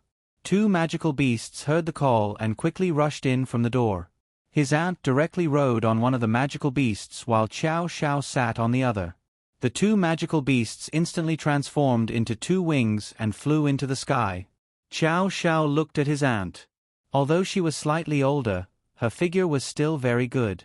On the back of the magical beast, her gauze fluttered, revealing her two slender legs. Xiao Xiao coughed. Aunt, your legs. Unexpectedly, his aunt directly glared at him. You've become more conservative after going to the human world. In a while, I'll go see your crown princess and give her some advice. Xiao Xiao's head was covered in cold sweat. Fortunately, his Yenron's mind was firm and would not be led astray by his aunt. Just like this, the magical beast carried the two of them directly to the barracks outside the city. The magical beast roared and directly lit up the entire barracks. The people who lazily opened their eyes and came out of the barracks. Seeing Madame Qiao's iconic legs and the crown prince's peerless appearance, they immediately woke up. Madame Qiao, Your Highness the Crown Prince, why did you come? Did anyone come with my commander's seal to mobilize the troops? No. Good, now I am the commander's seal. Madame Qiao took out a dagger and cut her arm. A stream of blood flew towards the totem on the barracks gate. The soldiers who came out were completely stunned. Xiao Xiao looked at his aunt's valiant and formidable appearance. Her clothes fluttered and her two slender legs stood straight. At this moment, her expression was serious, as if everything in the world was in her hands. After being soaked in her blood, the totem immediately emitted a dazzling light. Following that, a series of alarms rang out and the entire barracks quickly gathered in formation. Madame Qiao, is there an urgent military situation? The highest-ranking commander in the army quickly rushed out. Yes, today is an extremely urgent situation. Urgent military situation. The Devil Monarch's imperial uncle has rebelled. Now, I need you to follow me to rescue the Devil Monarch and protect our own Devil world. Madame Qiao's voice was very loud. It had already penetrated the entire horizon and all the soldiers in the barracks could hear it clearly. They immediately readied themselves and in less than 5 minutes, the well-trained soldiers all lined up neatly in the barracks. Xiao Xiao took out a blade and directly pointed it towards the sky. Soldiers of the Devil world, I am your crown prince, Xiao Xiao. Since I was born, the entire Devil world has lived a peaceful life. Because of this, I was raised to be a hedonistic young master. My royal father made a very wise decision and sent me to the human world to gain experience. In the human world, I experienced a lot of hardships. These hardships made me grow up to be an armored warrior. Today, when I returned to my hometown that I could not forget for a long time, I discovered that my hometown is facing an unprecedented crisis. The initiator of this war, he wants to turn the devil world into a chaotic place where the people have no way to live. The warmongering in his body has already triumphed over everything and turned into a demon. He wants to devour all of us. So today I have come. Soldiers, please come with me to face this incomparably cruel war. The victory or defeat of the war will decide what kind of toys your children can play with and what kind of snacks they can eat this holiday. The victory or defeat of the war will decide what kind of gifts your loved ones can receive this holiday and what kind of feast they can enjoy this holiday. The victory or defeat of the war will decide whether or not you can get the clothes and jewelry that you have been longing for a long time. At the same time, it will decide what kind of things you can buy for your parents. Perhaps you will say in your heart that I don't care. However, when the things that should belong to you, the things that belong to your family and your parents are snatched away by a group of people with evil intentions, wouldn't you be angry? You're tuning in to the Narrate and Escape YouTube channel. Don't forget to subscribe and join us on this journey to catch the most captivating stories.